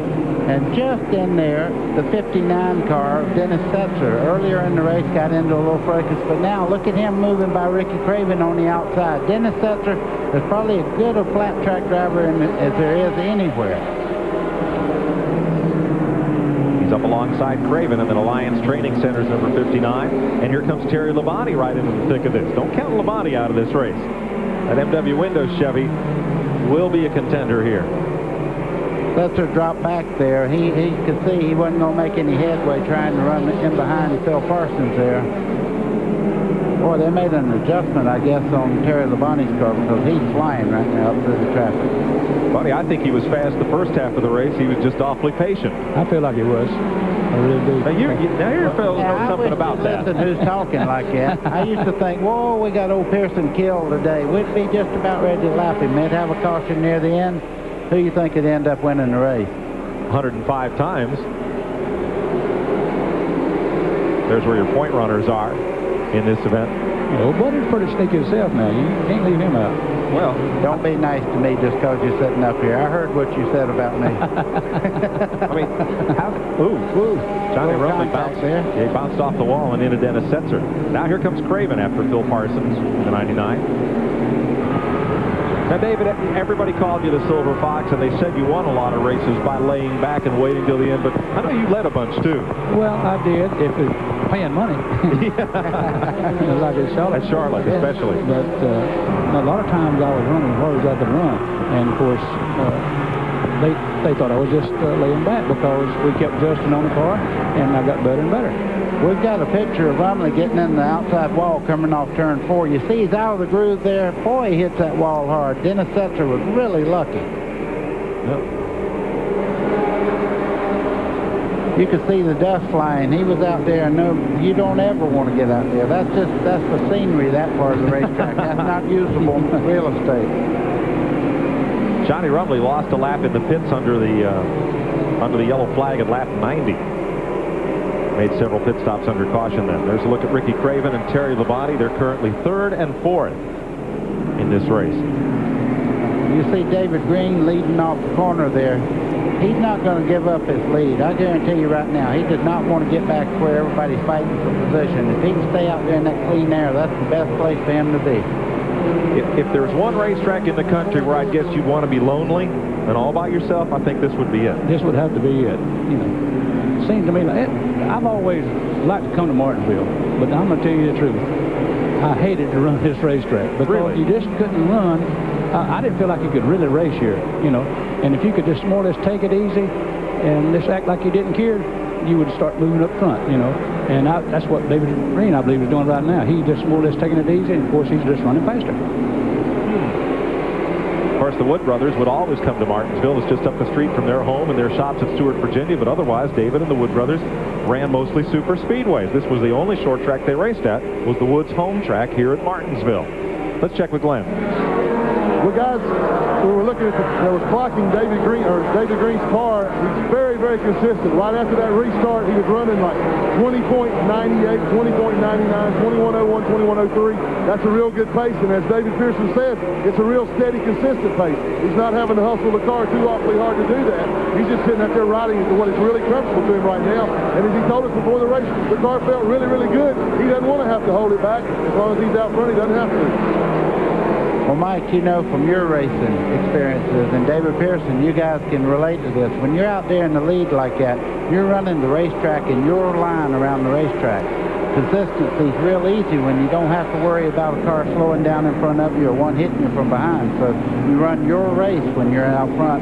You're running when you're way out front like that? Oh, yeah. No, I don't know that from my racing experience. I know you do and David does, but no. no. It's a lot easier to run a race up front than it is back in the pack. They just give the black flag to car number 17. Yep, Johnny Chapman will pull in. How many years do you think it's been since the last time a Chevy won from the pole on a short track in a Busch race? Use both hands to count, and I'll tell you when we come back. Colin Ray, Troy Aikman, and the Pirates of the Mississippi, T. Graham Brown, plus the guys and gals from the Special Olympics. They're all on hand as the Dallas Cowboys celebrate the Special Olympics. Tuesday on TNN. Tough Oil users know how to keep their cars. My car's engine has never been rebuilt. It has 237,000 trouble-free miles. Tough Oil works. My car's engine runs like brand new. Add Tough Oil engine treatment to your next oil change. Get better performance, longer engine life. My van starts right up and purrs like a kitten. Thank you, Tough Oil. Pro performance, longer engine life. Tough Oil. Did you know that a funeral can be your family's third largest expense of a lifetime?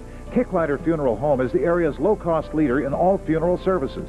We offer personal, dignified services at nearly half what you'd pay at other funeral homes. Lock in a pre-need funeral service price now for as low as $495 or only $1776 for a complete veterans package.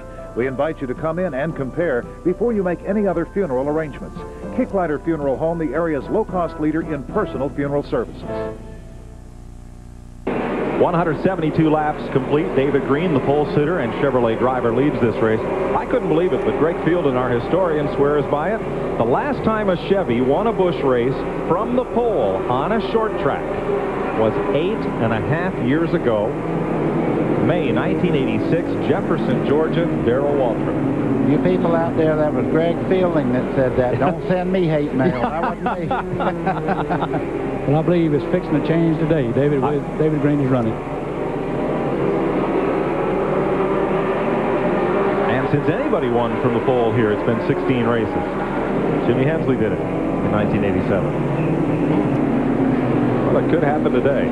See, Kenny Wallace, he's moved into the front fray here now, and he's starting to run well. And he said, would you please tell everybody that I'm going to stay with the team that I'm with right now, the Philmar Racing. We have 3 cars already built. We're going to run a full Winston Cup schedule next year and 12 Busch races. And that leaves the seat open in Robert Yates' car for either the return of Ernie Irvin or perhaps another driver. Some papers are reporting Dale Jarrett as Robert Yates' choice for 1995. Provided contract details can be worked out. A lot of shuffling going on. We'll update you on that whole Winston Cup silly scene driver picture next week at Rockingham. Here's Glenn Jarrett. You said something about Dale Jarrett was maybe going to the 28 car. Is that right? I said it had been reported in some papers, yes. Oh, Dale who? Dale Jarrett, who's he? He's Ned's boy. That's right. He's Ned's son. I think Ned has 2 sons and a daughter. See, Dennis Setzer going by Terry Labonte, and he brings right along with him Kenny Wallace. Terry's car was so dominant in the race in the spring here, and now you see he seems to be losing the handle as they go 25, 30 laps into the event. And remember, the two drivers at the top of the show that told us their car would work really well on long runs, Kenny Wallace and Ricky Craven. Last caution was here at lap 140. That was 48 laps ago. About 40 of those have been run under green. I still can't believe that David Green is running as hard as he is, running for the championship this way. Of course, like I said earlier, it's a whole lot easier to run easy up front than it is back in the pack. Because he's not using up his car. He's backing off early, and he's not using his brakes and things like that. And so that's what it really takes to win a race here. So even at a track like this, can you run slower and be faster? That's the reason I couldn't ever run good here, because I always try too hard. Now, wait a minute. There is no way to run slower and run faster. You either run faster or slower, but you can't run slower and run faster. We'll now, rephrase that. knows that. We back off earlier and get in the corner more smoother and straighter. Okay, and not use the brakes as much. And you get it on the throttle quicker. This is a racetrack that's really bad on brakes, and that's really, and of course now they have to gear a car a whole lot lower, or they do gear the car a whole lot lower, and I turn a whole lot lower bends, and the reason they do that is to save the brakes. But you know, David, they've made some great gains. Almost, in fact, in the Winston Cup race here in September, the entire field was running carbon metallic pads, performance friction down in South Carolina. The whole field was on them, and nobody had brake problems. They've come a long way. Yeah, that's where Richard Petty... Since you ran with those shoe leather brakes way back. That's what we had. Yes. And that's one reason, another thing, like we was talking about gearing low and not using so much brake, that's one reason Richard Petty won so many races here. He was smart enough to figure it out that you can run a lower gear during the race than you can qualifying. And so that's one of the reasons. Boy, Mike McLaughlin and the 38 car, you talk about a battle now. They've had one. They've been side by side 3 or 4 times. They slammed into each other 2 or 3 times. I guarantee you Elton Sawyer's not going to let McLaughlin go anywhere. He's staying right in there with him. That's 9th place at stake. You can see the side of McLaughlin's car there. It looks like somebody took a bite out of that door there. And Sawyer completes the pass, as you see, from underneath the rear bumper of the Ford Credit Ford. Elton Sawyer will be back with that team next year, same sponsor. And Mike McLaughlin will be back for a second year with Team 34.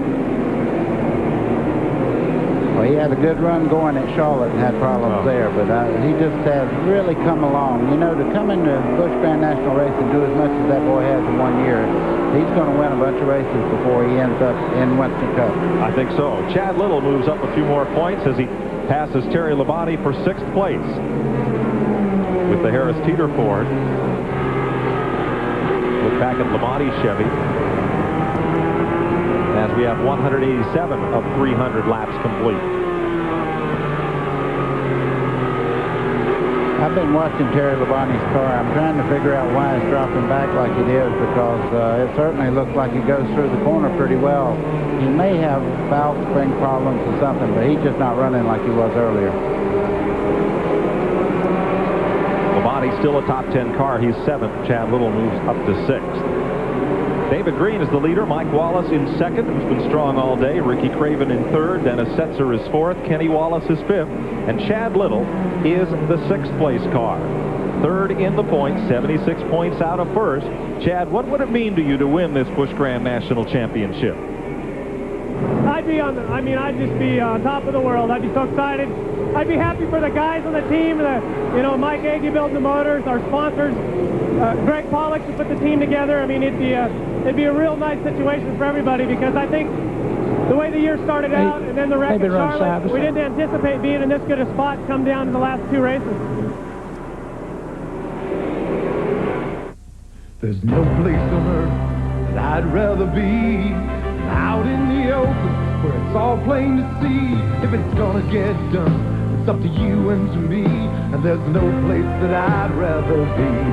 Come on along and head for the mountains of Busch Beer. Head for the mountains, it's cold and it's smooth, and it's waiting for you. Come on, head for the mountains of Busch Beer.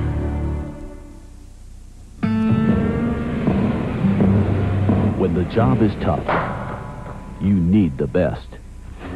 And when you need the best, you reach for Channel Lock. For the power. The precision. For just plain counting on, there's only one. Channel Lock. Be sure you're getting genuine Channel Lock tools. Look for this trademark. I bought my car new in 1970. I drove a hockey team a 190-mile round trip 3 times a week. Haviland Formula 3 from Texaco. I took good care of it. And when I reached 300,000, I thought, I've got to be a pretty good car. No other leading motor oil offers more complete protection to help your car run better, last longer. At 600,000, I thought, maybe it could be the Haviland. Haviland Formula 3. Why add just any motor oil? Add more life to your car. Get ready for the season with Fall Car Care Days at Napa, where you'll find quality Napa parts at low prices. Right now, a Napa Power 60-month battery is only $29.99 after mail-in rebate. Napa Silver oil filters are as low as $1.99, and a WD-40 twin pack is just $3.88. So pull into your nearest Napa Auto Parts store soon for Fall Car Care Days. We keep America running. We keep America running. TNN's exclusive live coverage of Busch Grand National Racing from Martinsville is brought to you by Napa. We keep America running. David Green moves underneath Phil Parsons to put Parsons' Luxair Chevy 1 lap down once again. He is the point leader, and trouble is developing on the second place point car. Ricky Craven was 3rd in this race. He has now drifted back to 8th place, and Ricky Craven is well off the pace. There is Craven, just ahead of Elton Sawyer. He is steadily dropping positions. Glenn Jarrett's in his pit. Here's the crew chief, John Munson. John, what is wrong with the car? Well, we're not sure right now, to be honest with you. We thought at first we had a broken axle, and now it seems to be something maybe with the rear end gear. It seems to be fine at the moment. It comes and goes. It's not helping us any, I can tell you that. Well, that is the worst feeling in the world, to have something wrong and not be able to identify it. They're just at a loss, guys.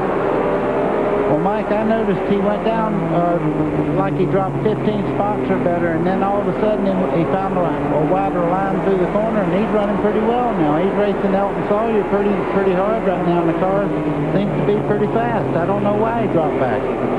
Well, Buddy, right now, if he's up in the high part of the racetrack, trouble in turn 2. Johnny Benson gets together with Tracy Leslie, and the caution is out. Benson challenging for Rookie of the Year in the Base Motorsports car, and Tracy Leslie in the number 72 Detroit gasket machine bring out the 6th caution flag of the day. Johnny Benson will be back with Bill Bumgarner and that team next year. Lipton Tea will sponsor the number 74 next season. Now, I was starting to say, if Craven is running that high, then there's not such a differential between the left rear and the right rear. Could that indicate something in the rear end, that when he's down pinching the car at the bottom of the racetrack, it doesn't work, but when he runs up high, it works a little better? Boy, it's hard to say. It could be so many things. You know, it could be a ratchet in the rear or whatever. I mean, the car just seemed to pick up speed again when he started changing his line through the corner, which normally means it's not handling right. If it's doing that, it probably is the ratchet. So, because the ratchet wheel, sometimes it'll break loose and not work, and then again it gets hot and slip together, and sometimes it will work. Well, let's find out. I'm sure they'll put the rear end of that car in the air when Ricky Craven brings it to a halt. Glenn's right there. And he brings it to a halt. And I have to agree with what David Pearson says. I have a suspicion that it may be the ratchet too. They're going to the right side of the car now. That's what they're checking to see if the right rear tire will turn with the left rear tire down. When the rear end free wheels like that, it's awfully hard to drive the car. You can't turn it down. That's one reason he may have taken that higher line. Now they're saying hold up. They still don't know what's wrong with it. They're still checking the rear end. I can't see on the other side of the car, so I'm just guessing the way you guys are. In fact, you guys can see from the outside. Yeah, it's turning, Glenn. It's not real free, but it is turning. It turned one time, then it quit, and it locked. So then it's locking and unlocking. Then it turned it again, yeah. So I believe it is the rear end. Tough break for number 2 point man Ricky Craven. We'll take a break from Martinsville Speedway and be right back.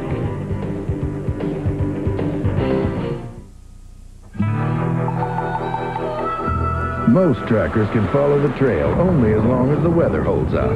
Unless it's a tracker spurred on with genuine AC spark plugs. AC plugs fire faster than lightning for performance so smooth, even the thunder claps. And that'll keep your engine on the trail to a longer life. Call 1-800-AC-DELCO. It's like buying time. Now through October 20th, save up to $11.60 on AC spark plugs and filters. You got the winning color. My brother told me if I'll change my oil, I'll get a lot of miles out of my truck. I use Pennzoil, and I change it every 3,000 miles. Now with the revolutionary Pennstar molecule, Pennzoil clings to moving parts. Works like liquid ball bearings. Play Pennzoil's Ticket to Ride game. Scratch, match, and win one of 10 Harley-Davidson Softail motorcycles, one of 10 Harley-Davidson leather jackets, or one of 1,000 other prizes. Get game cards where you buy Pennzoil or have your oil changed professionally with Pennzoil. When it comes to roping a steer, folks in Grand Junction, Colorado will tell you that Ron Markin can ride with the best of them. And when it comes to overhauling an engine or rebuilding a carburetor, well, he can do it all. You see, when Ron's not riding a horse for fun, he's turning a wrench for a living. So he buys a lot of parts, mostly from AutoZone. Sure, there are other parts stores in town, but Ron knows that when you want the right part for the right price, there's just no place better than AutoZone.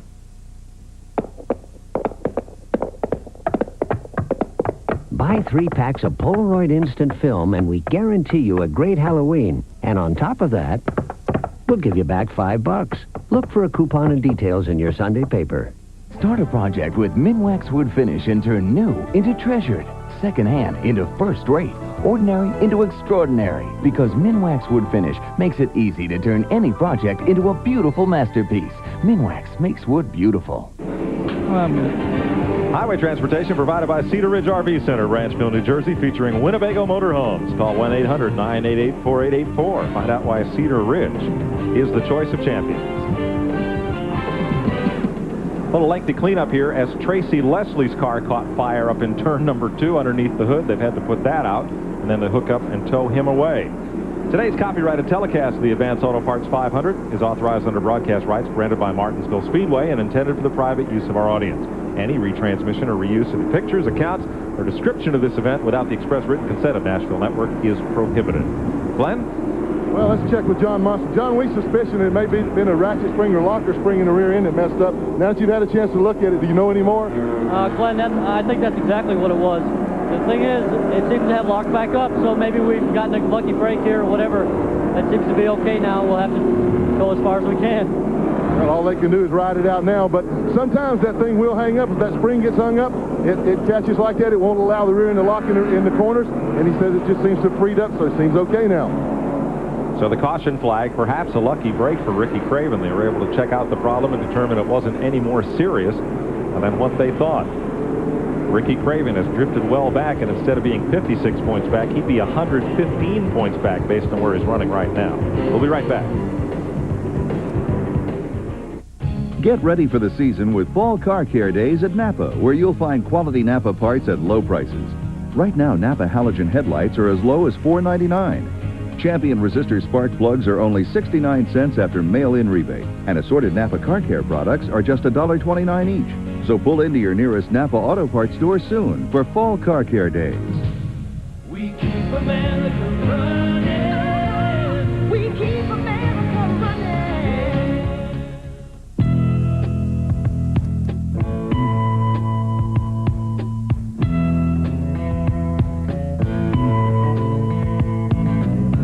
There's something happening here. What it is exactly clear.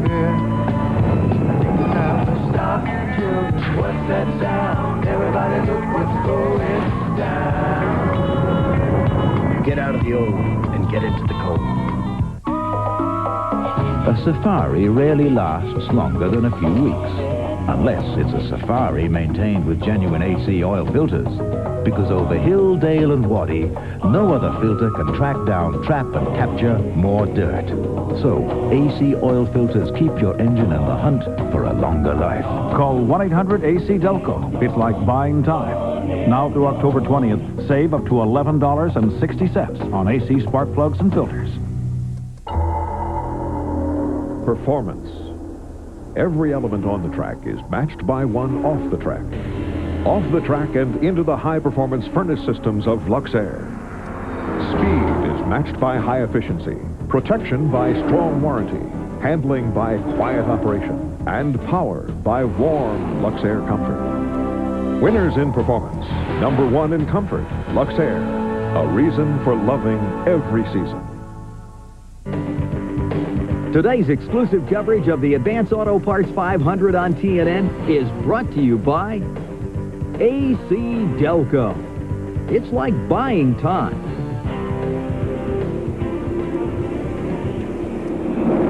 Not too far away from a restart here. Johnny Benson has been on pit road and Hermie Sadler is in. Next week we go to Rockingham and it's double-header NASCAR racing Saturday. The AC Delco 200, 2 o'clock Eastern Time. Tickets are available for both Saturday and Sunday at the Rock. That's the final Busch race of the season, and you'll see the AC Delco 500 Winston Cup race right here on the Nashville Network at 12:30. See if Dale Earnhardt can clinch that championship or if Rusty Wallace can eat into his point lead. 3 races to go.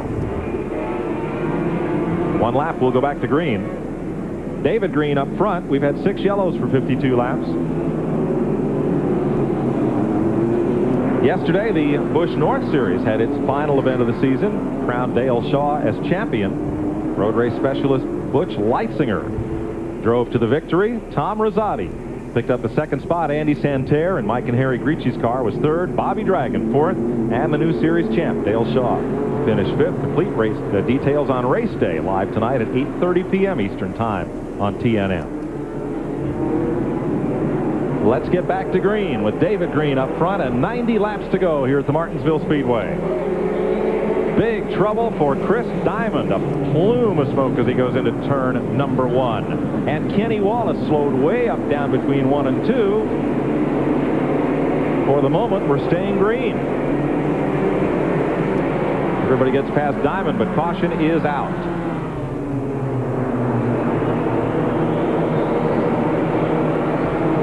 Diamond may have dumped some fluid down there in turn number 1. We'll see. I started to say David Green better stand on it because all those cars coming in there. He backed off just because he got the caution. Watch that purple car on the left side of your screen. Boom, right in Johnny Benson's face. It went. I think that was a decal he knocked off the back of Chris Diamond's car there. I seen a little piece of paper fly. That's all back here is a little bit of, well, no, there's a little damage there, too. Right. And Kenny Wallace was way up and out of the groove, as if, as you said earlier, he hadn't got his tires cleaned off. He was way up to the high side. So the J&L Motors number 68, the Pontiac, ends up in a pile. And Kenny Wallace got back to the flag ahead of his brother Mike and moved up to 2nd spot, unofficially. Well, we'll see how the scorers sort that one out. See, Kenny thinks he's right. He's moved up ahead of his brother there. So caution is out again. Let's sneak in a little commercial here. Lap 213, 87 laps to go at the Martinsville Speedway.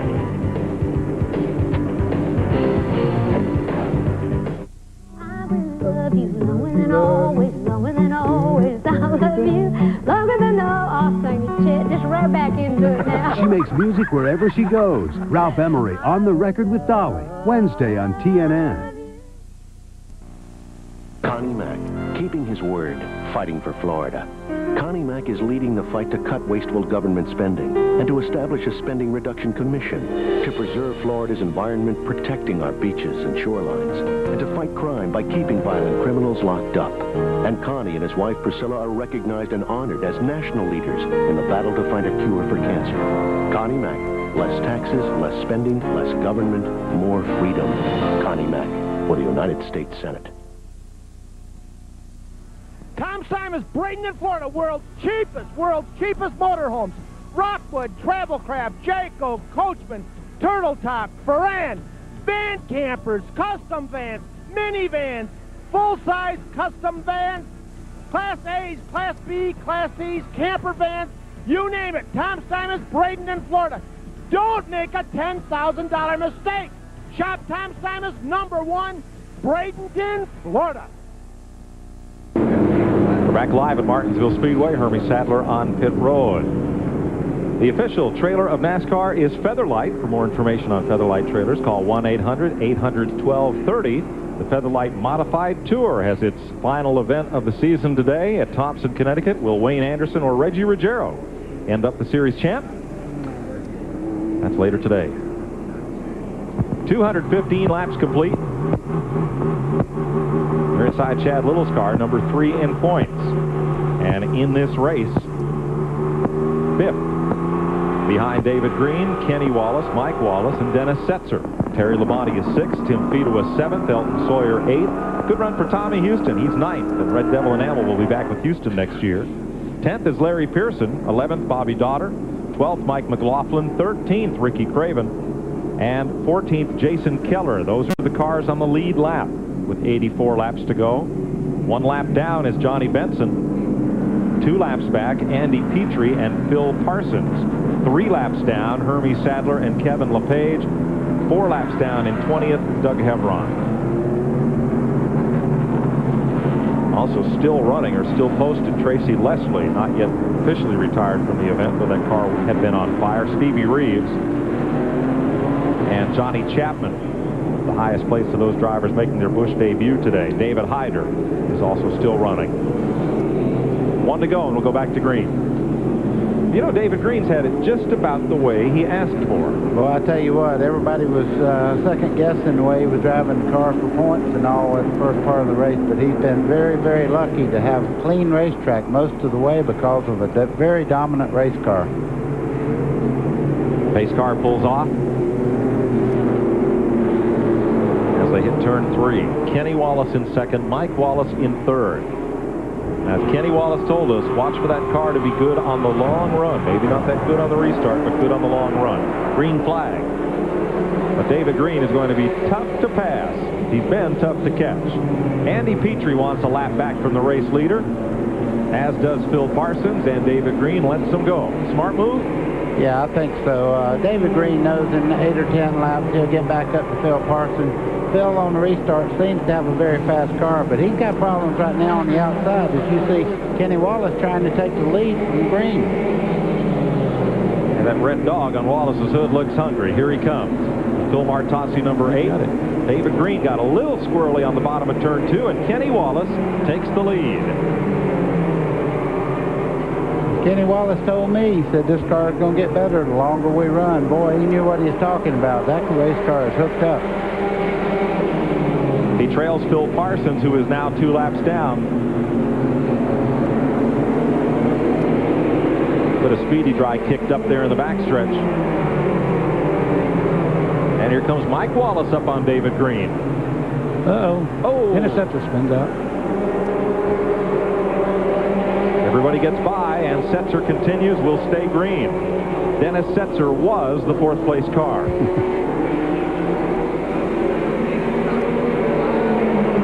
That's a break for both Chad Little and Ricky Craven. You can see Kenny Wallace take a look under there to see if he might be able to make a move on the bottom side of Parsons there, but he's not going to take a chance. He's got a race car he feels maybe he can win the race with.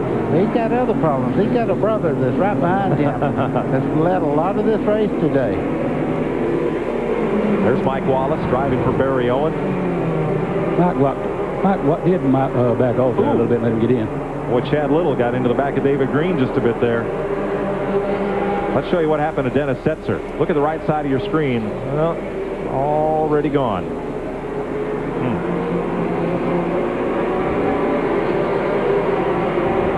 Here's what Chad Little saw of that.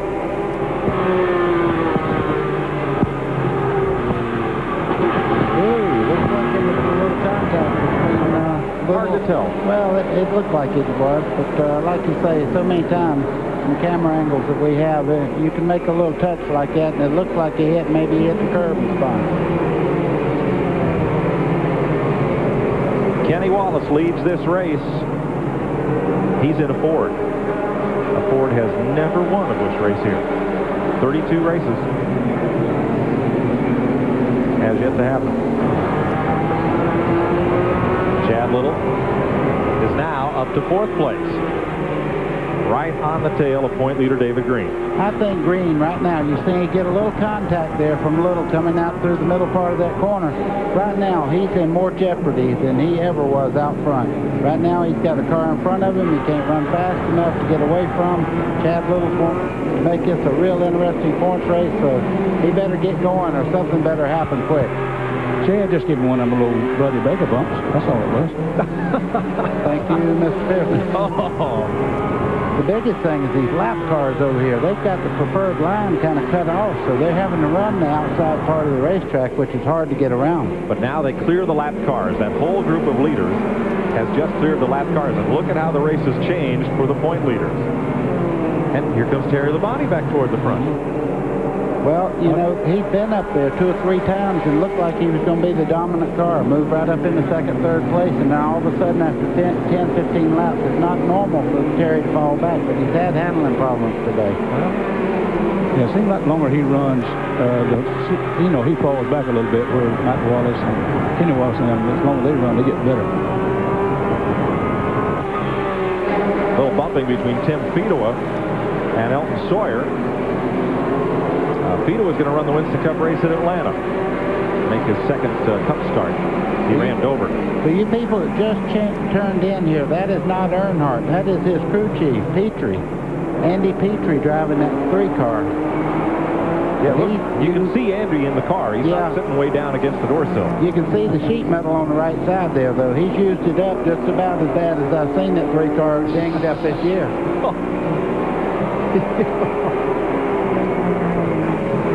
You notice nobody wanted any of that line?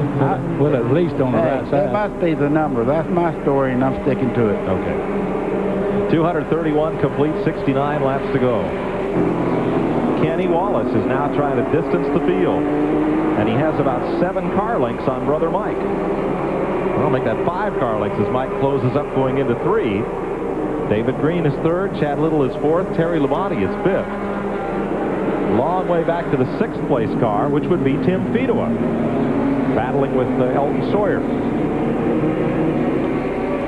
See David Green there. He's put it in high gear now. He's trying to get away from Chad Little, and I wouldn't be surprised to see him get right by Wallace here pretty quick.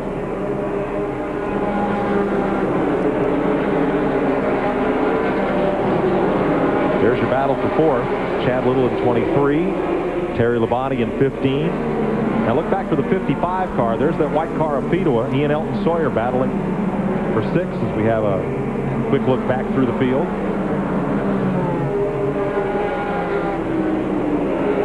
David, that looked like a little check and checkmate going in the corner there. David Green got all the way up just about to the 9 there on the door and had to fall back in because Mike Wallace just started to get into the corner there, and he didn't know he was there, so he had to check up a little bit. Oh, he probably knew he was there. David Green just knew that he wasn't going to take any chances. That's what it was. Boy, there's a hard-fighting pack right there.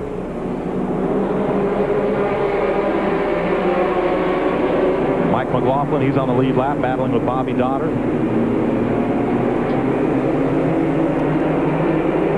That race is for 11th. And there's Hermie Sadler is up there, even though he's not on the lead lap. Mike McLaughlin's giving Andy Petrie a little nudge there. You see the back panel there hanging down just a little bit. Petrie did a wise thing there by moving out of that, letting the cars on the lead lap race. He's 2 laps down, and now they're going to peel that sheet metal away. David Green's right up on the back of Mike Wallace again, 2nd place.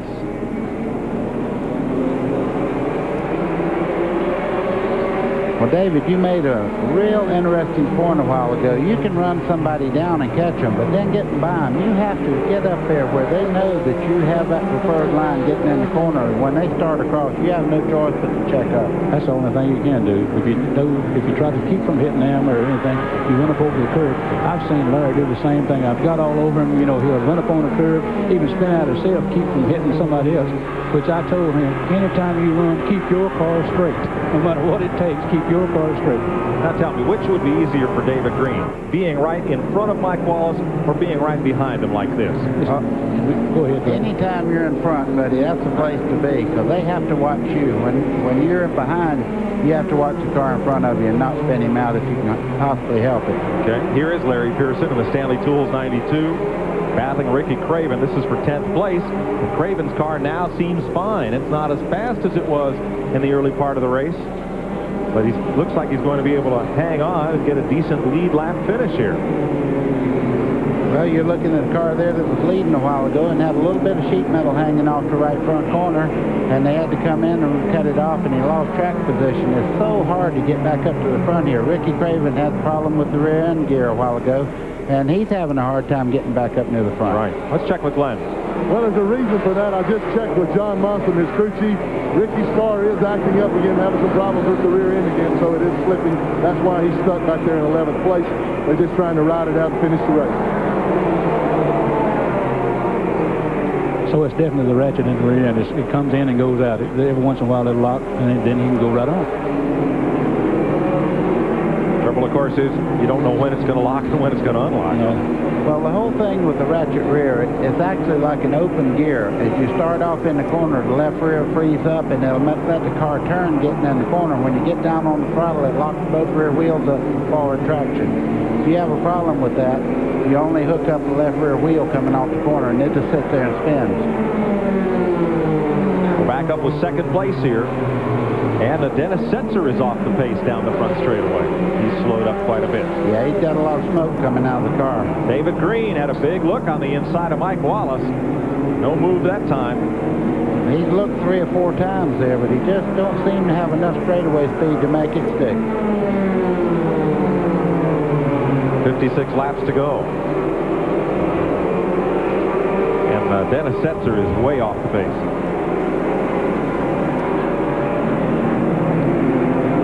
Mike Wallace might be holding David Green back for a reason there. You know, he's got his brother up there in front of him.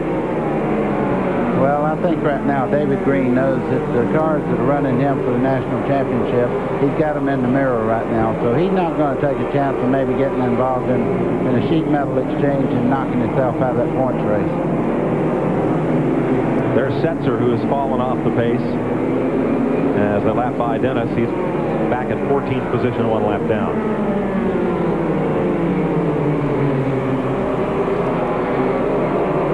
Leaders so far, 6 lead changes, 7 cautions for 58 laps, and 53 laps to go. Ooh, Ricky Craven gave his daughter a little shot there in the center part of the corner just to let him know, hey, I'm here, I need to go. Well, that's 11th place, and Craven needs to get as many of those points as he can. And, of course, so does Daughter. Daughter is 9th in the points. He came into this race just 2 points behind Johnny Benson. And the way they are right now, he'll move past Benson into 8th in the point standings. Engine trouble reported on Dennis Setzer's car.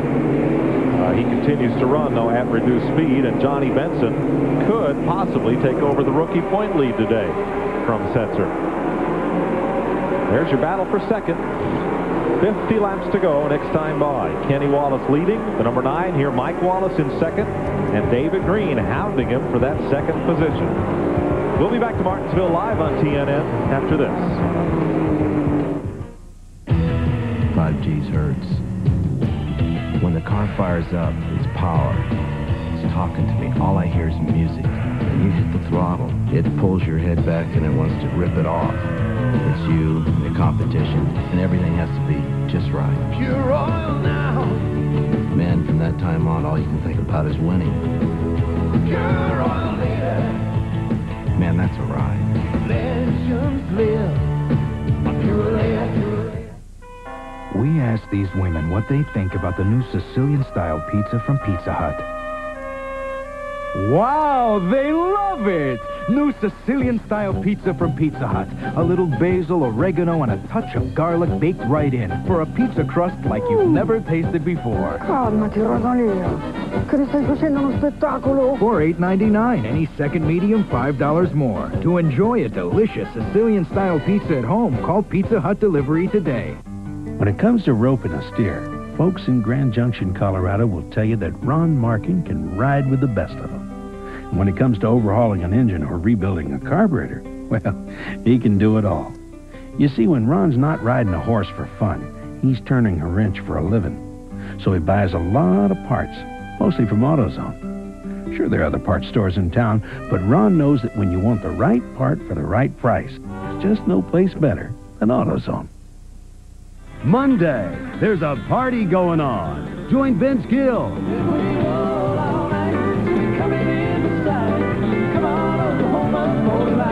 Mary Chapin Carpenter,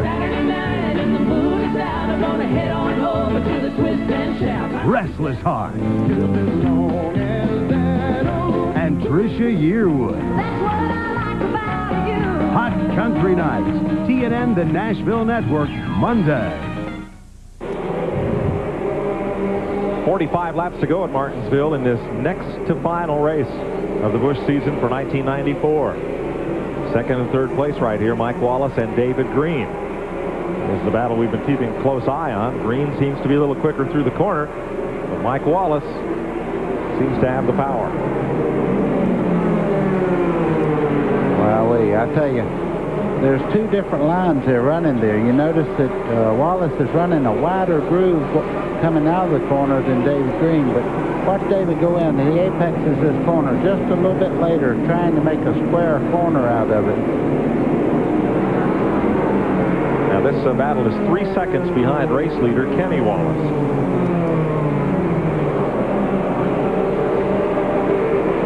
And looking back, there's Chad Little.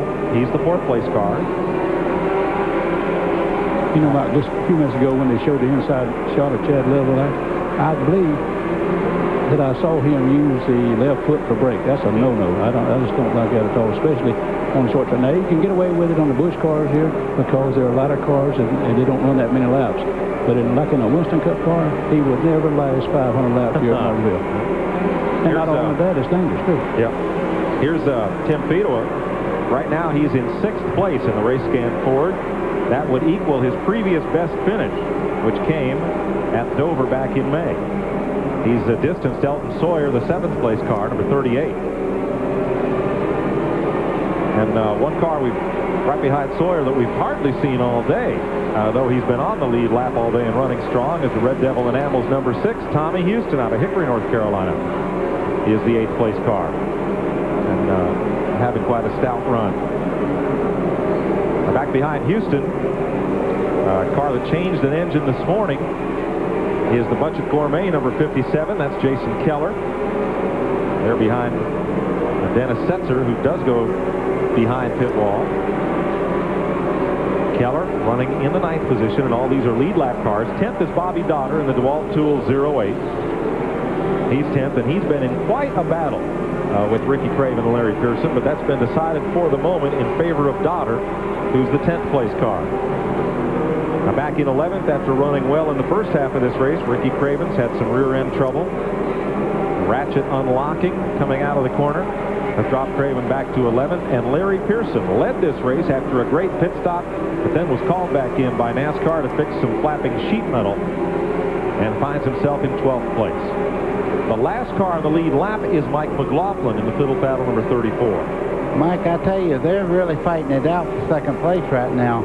You see Wallace there, he's holding the line and all, but David Green's so much quicker right now. He's beginning to give him a little sheet metal damage there going through the middle part of the corner. He whacked him about 3 or 4 times a while ago just to get his attention.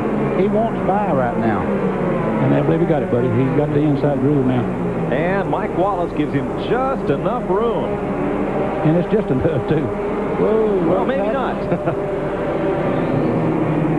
That will make your car look a little multicolored, but he has the groove. But I'm going to tell you, it's hard to get off that corner when you're pinching it down like that. Yeah, David run up on the curve then and slid into him a little bit. Mike Wallace is giving David Green just a car width on the bottom and no more. Great racing. 34 laps to go. Now Wallace with that higher line. Now this time David Green gets the jump off the corner. Yeah, he should make the pass now, but it's not going to be easy. Lapped cars ahead. What he should do, he should move up just a little bit. That would make... he can do it. He's, you know... He's far enough by now that he's going... If he move up just a little bit, that would give him enough room to where he wouldn't spin the wheels coming off the corner. If he keeps messing around on the inside, that way he gets his tires hot. Did you see him give him the hand there? Thank you for not just pinching me right down on the yellow line there through the corner. He put up his hand, let him know that it was a good, clean pass and all. That's pretty nice of guys when they're fighting it out like that. He waved and used all his fingers. Yep. Right. Just checking. We got to watch Mike. You know, that's just to keep him so he won't be so mad. Let him think he ain't mad at it. Yeah, right. Holding him back that long.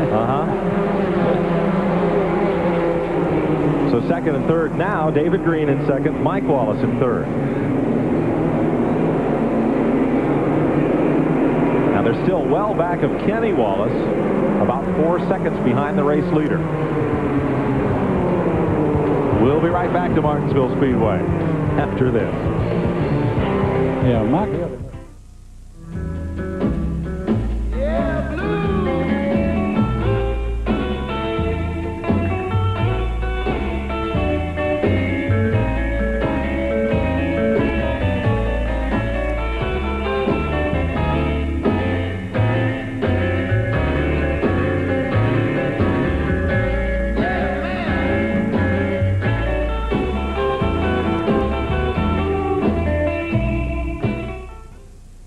Splitfire earned a United States patent. Splitfire doesn't look like any other spark plug. And the patented Splitfire doesn't work like any other spark plug. 5 extra horsepower by merely installing these plugs. Quicker in the quarter mile. A 4.8% gain in mileage. There's nothing like a Splitfire. You'll get more power and more mileage, or your money back. You'll get more here, and you'll spend less here. Guaranteed.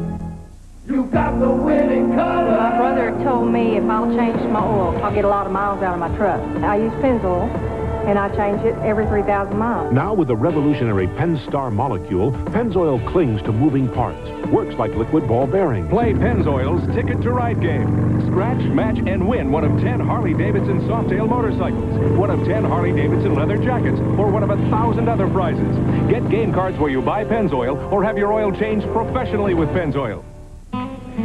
So when I turn the key, it sounds like my starter is going bad. And so I figured since I heard about AutoZone, it was as good a place to try as any, right? But get this. I go in there to buy a starter. The guy tells me we need to test my old one first just to make sure that's not the problem. It turns out that it's the solenoid switch. That one little test saved me a big headache. You know, that AutoZone's all right. And when you get service like that, I mean, you don't forget it. Come on and throw away your troubles, cast into the moon, and sell all your worries for free. For there's a great day coming, can't you hear them all humming? It's a cowboy jubilee. If you've got lots of leisure time and nothing else to do, and wanna be happy as we, just grab your hat and get your boots on. Pretty soon you'll be long gone to the cowboy jubilee. Championship Rodeo on TNN tonight.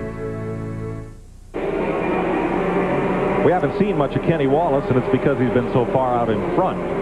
23 laps to go, and the TIC Financial Ford has distanced the field. But watch this. 55, Tim Fedua is driving the race of his life. He is right up and under Chad Little for 4th place. He's been up to the number on the door 3 or 4 times. You can see right here. He's driving, like he said, he's driving the race of his life right now. And this late in the season, nothing would please him more than to get up in the top 3 or 4 positions here. Well, he's almost in position 4.5 right there. Yeah, that piece of tape over the top part of the top there, you see flapping in the wind. That won't cause him a problem or a yellow flag or anything like that to make him come in. And they go back down into turn number 1, and that battles for 4th place. Here comes Speedway to the bottom. He's got a little room to work with there. You just don't have quite enough coming off that corner. Well, Chad Little's got a lot of motor, distancing him there down the straightaway. Here's Speedway again, right in the middle of the corner, gets right to the bumper. Well, Chad's car is running a little bit loose coming off the corner. I believe if Speedway's going to make a move on him, he's going to have to get him getting in the corner, like right here. If he can get under him, I think he can make the pass. He's under him. Wait. He's had a great run today, regardless of how this comes out. There he goes again. Yeah. If he don't get him this time, he's not going to get him. Tim Fedewa from Holt, Michigan, to the inside of Chad Little. Got a few battle scars on both sides of that race scan Ford.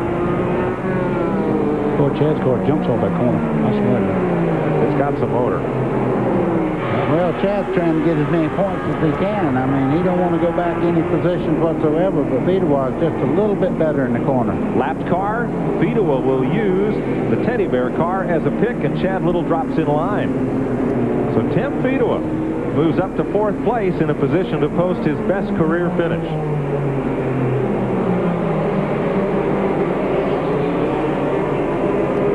Here's where your point leaders are running then. Chad Little is back to 5th, David Green up to 2nd, and Ricky Craven salvaging a 10th place finish. So far, 17 laps yet to go. Kenny Wallace in the lead. You know, Kenny ought to know better than this. He's one of our color analysts on TV, and he ought to know he don't get as much time when he stinks up a show like this by running off a half a straightaway on everybody. He don't care, buddy. He knows he's in front. It's just like you. Would you back off to get it on TV? Not a chance. That's the ugliest bulldog, though. Isn't it? I mean, I haven't seen too many good-looking ones, but... Oh, looks like, I know. You'll get the letter from all the people that own bulldogs now. But that's an ugly bulldog. Here's Elton Sawyer, who is dropped off the pace. Yeah, we got reports a while ago that he was losing a little bit of fluids on the racetrack, so I guess it's a rear gear or something may be leaking out just a little bit of fluid. And he's now dropped 1 lap down in 11th place. Mike McLaughlin and Larry Pearson have also fallen off the lead lap, so there are just 10 cars on the lead lap with 14 laps to go. Now look at the bulldog in the front of it. That is not pretty. It's pretty right now. I'm going to tell you what, I never had an ugly race car that was winning a race. That wouldn't be pretty at closing time. That bulldog. Boy, I'm telling you, you ever heard such things, David, in your life? Well, you see what I've been putting up with for years. I see what you're putting up with, buddy. But I've seen you look just about like that when I pull up. Long before closing time. That's right. Used to, you get up beside buddy, he'd bow up right quick, look over, just looks so mean at you. It doesn't say it on the car, but that's a symbol of Red Dog beer from Miller. That'll be Kenny Wallace's sponsor next year. I'll tell you the honest truth, folks, I believe I'm outnumbered up here. I was talking to Mike, and all of a sudden, my boyhood legend right here. I used to pull for this guy when I was 4 years old. I used to slip under the fence to watch you win races. Yeah, I know that. You forgot. I used to work at a service station when you come by and bought gas for me, and you was running Winston Cup then. Oh, man, don't start that. And that's the truth. Boys, there's 10 laps to go. That is the truth. Is it, buddy? Well, yeah, you own a gas station. Okay. Hey, here's a battle for 7th place.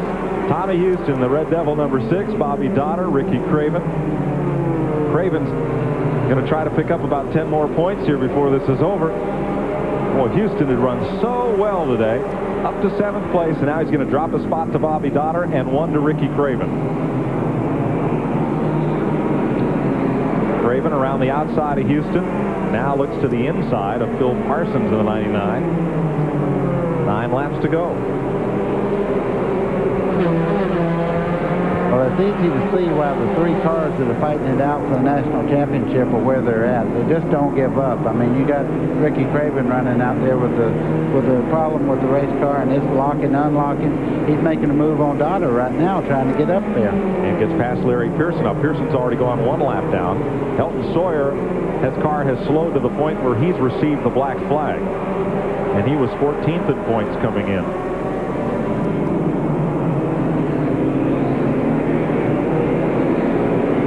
Here's Craven up on Bobby Donner. I think it's 4 points difference from 7th to 8th. Craven trying to get all he can get. Yeah. 7 laps to go. He's trying to run a groove right now that he don't bind the car up. There you see Kenny Wallace coming into a pack of cars that may have some influence on the end of this race. See Craven and Dodder just in front of our lead car here by about a half a straightaway. Now Bobby Dodder could move up from 9th as far as 6th in the point standings. The 3 cars in front of him have all had trouble today. You know, you notice since David Green has passed Mike Wallace, he has gained on Kenny. And with 5 laps to go. And Tracy Leslie, a lot of smoke from his car. Something's come out of the motor, and he turns it behind the wall. Traffic won't get out of the way for Kenny Wallace, and David Green is moving in. Well, you have to remember, that's the way David Green got behind, was all kind of traffic. That's right. So there's Green underneath Phil Parsons, and Jason Keller has just gone a lap down. Kenny Wallace moving up on Larry Pearson just ahead of this pack. There he is. Here's Glenn. Well, guys, Kenny Wallace's crew is not happy at all. They have been pleading with the NASCAR officials to use that move-over flag even more aggressively to get that traffic out of the way. They were concerned that David Green was catching them anyway. He caught him in all that traffic. Now, Green gets into one of those cars, but that traffic, they're all running for position. It does create quite a problem here, so it's tough to pass. A flag you rarely see has just been waved for Elton Sawyer, the black flag with the white cross. That means your car is no longer being scored. Boy, I tell you one thing, Jason Keller got a little help off that corner by David Green just a second ago coming down to there. David Green's got the stops out. He's trying to catch Kenny Wallace right now. David Green moving under Tommy Houston. Just one more white flag. Also the battle between Bobby Dotter and Ricky Craven appears settled in favor of Dotter. So it's the last time around for Kenny Wallace. The Phil Martossi TIC Financial Ford. One more corner, and a Ford will finally have won a Busch race at Martinsville. And 3 for this particular car this year. Great job, guys.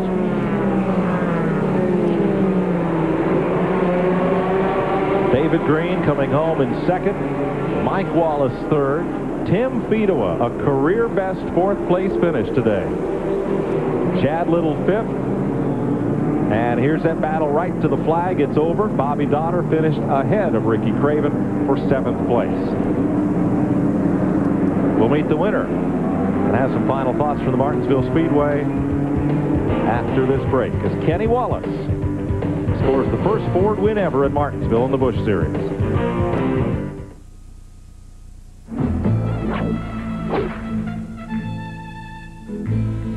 At Advance Auto Parts, we stock over 50,000 name brand parts for most makes of cars and trucks.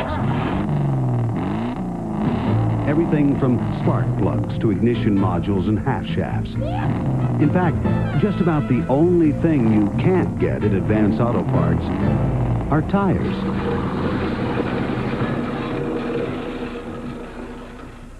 There's no place on earth that I'd rather be than out in the open where it's all plain to see that the land is pure, untamed and free. There's no place that I'd rather be. So come on along and head for the mountains of Busch here. Head for the mountains, it's cold and it's smooth and it's waiting for you. Come on, head for the mountains of Busch here. Hey, you know my crew spends hundreds of hours building those 5,000 horsepower motors. I can explode one in 5 seconds. And when that happens, nobody eats. That's why my guys won't run anything but Fram fillers. You know, Fram gets the nasty stuff out of the oil, so I can go to the other end with my candles lit. And you know, that's in about 5 seconds, nearly 300 miles an hour. You can look at these guys and see they eat pretty near every day.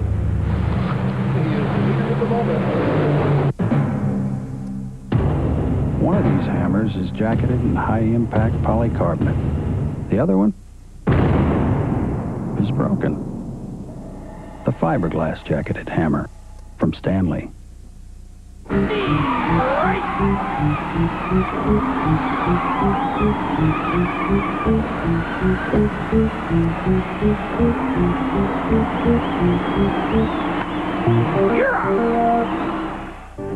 Today's exclusive coverage of the Advance Auto Parts 500 on TNN has been brought to you by Stanley. Since 1843, Stanley has been helping people do things right. Kenny Wallace goes to victory lane here at the Martinsville Speedway. Glenn Jarrett's there. Getting congratulations now from his car owner, Phil Martossi. Kenny Wallace told us during that analysis during the first of the race that we showed you about what he thought about the point standings. He's going to get out of the car now. He said, that's what those guys have to do. He says, what I have to do is win all the rest of these races. Well, you got the first one. Great job. Man, I tell you what, first of all, I got to thank some people. How about this Red Dog right here, huh? Red Dog, Penske, Goodyear, and Redline Oil. And I want to say hey to my other two daughters, Brooke and Brittany, who couldn't come. Brandy's here. But now that I got all that all the way, I can go on to the race. I tell you, I wouldn't have given, if I was in Las Vegas, I wouldn't give $1,000 for us to win this race. But, you know, we worked hard on our chassis yesterday and ended up with a little bit different rear spring split than we usually do here. And about when the track really got oil, it came on to us. So I'm just really excited to win the third one of the year. This is great. We made a great move to get by your brother when the caution came out to get to second place. Then when the green came back out, made a great move to get by David Green. Well, we can thank Earnhardt's crew chief. Andy Petrie got a little loose over there, and I went high to miss my brother Mike. And then the 59 got underneath me, and I raced him on the outside, you know, and I raced him on back to the finish line. And, you know, I love my brother Mike, and I love Rusty, but this is racing. And if old Filbert sees me laying up there, he'll fire me, so I got to keep running as hard as I can. He ain't going to get fired today, guys. Great job, Kenny Wallace. Great job. 6th career victory for Kenny Wallace, who moves up to 5th in the point standings. We'll be right back to Martinsville. Championship Rodeo on TNN tonight. You're watching TNN, the #1 source for country music, entertainment, and information. What makes the perfect family room? Sports on a big screen TV. Games for the kids. Plenty of good friends. Great food. Ice-cold beer on tap. And dirty dishes that disappear all by themselves. That's what you'll find in the perfect family room. That's exactly what you'll find at Beef O'Brady's. Good food, good sports. Next week, cable brings back an epic saga of forbidden love. Richard Chamberlain and Rachel Ward star in the TBS encore presentation of The Thornbirds. And an all-star cast brings to life one of William Shakespeare's most popular comedies when cable presents the hilarious tale Much Ado About Nothing on the Disney Channel. On Paragon Cable, more choice, less money. Folks, we're going to blast through this because we got to say goodbye, but AC Delco Automotive Parts, available for almost any car or truck to help it last and last, brings you the point standings. David Green leads Ricky Craven by 84 points now, and Chad Little is just 7 points behind Ricky Craven, Hermie Sadler, and Kenny Wallace. Today's finish, Kenny Wallace the winner, David Green, Mike Wallace, Tim Fedor, and Chad Little, the top 5. Then it was Terry Labonte, Bobby Dotter, Ricky Craven, Tommy Houston, and Jason Keller. As you look back through the field, David Pearson, did you have fun today? I sure did. Taking us all year to get you up here. But it won't take me that long to come back. 1 week. We'll see you at Martinsville. Yo, you said that twice. Uh-oh. We will see him in Rockingham. Boy, we're running real good and here at Wilkesboro, aren't we? Be there or be square. We'll be at Rockingham for both the AC Delco 200 and the AC Delco 500 next weekend. See it live on TNN, and we'll figure out where we are. Thanks all of you for being with us. I hope you join us for great doubleheader racing action next weekend from the Rock. For Buddy Baker and David Pearson and Glenn Jarrett, I'm Mike Joy, congratulating Kenny Wallace on his 3rd win of the season and the 6th of his Busch Grand National career. See you next week, everybody. So long.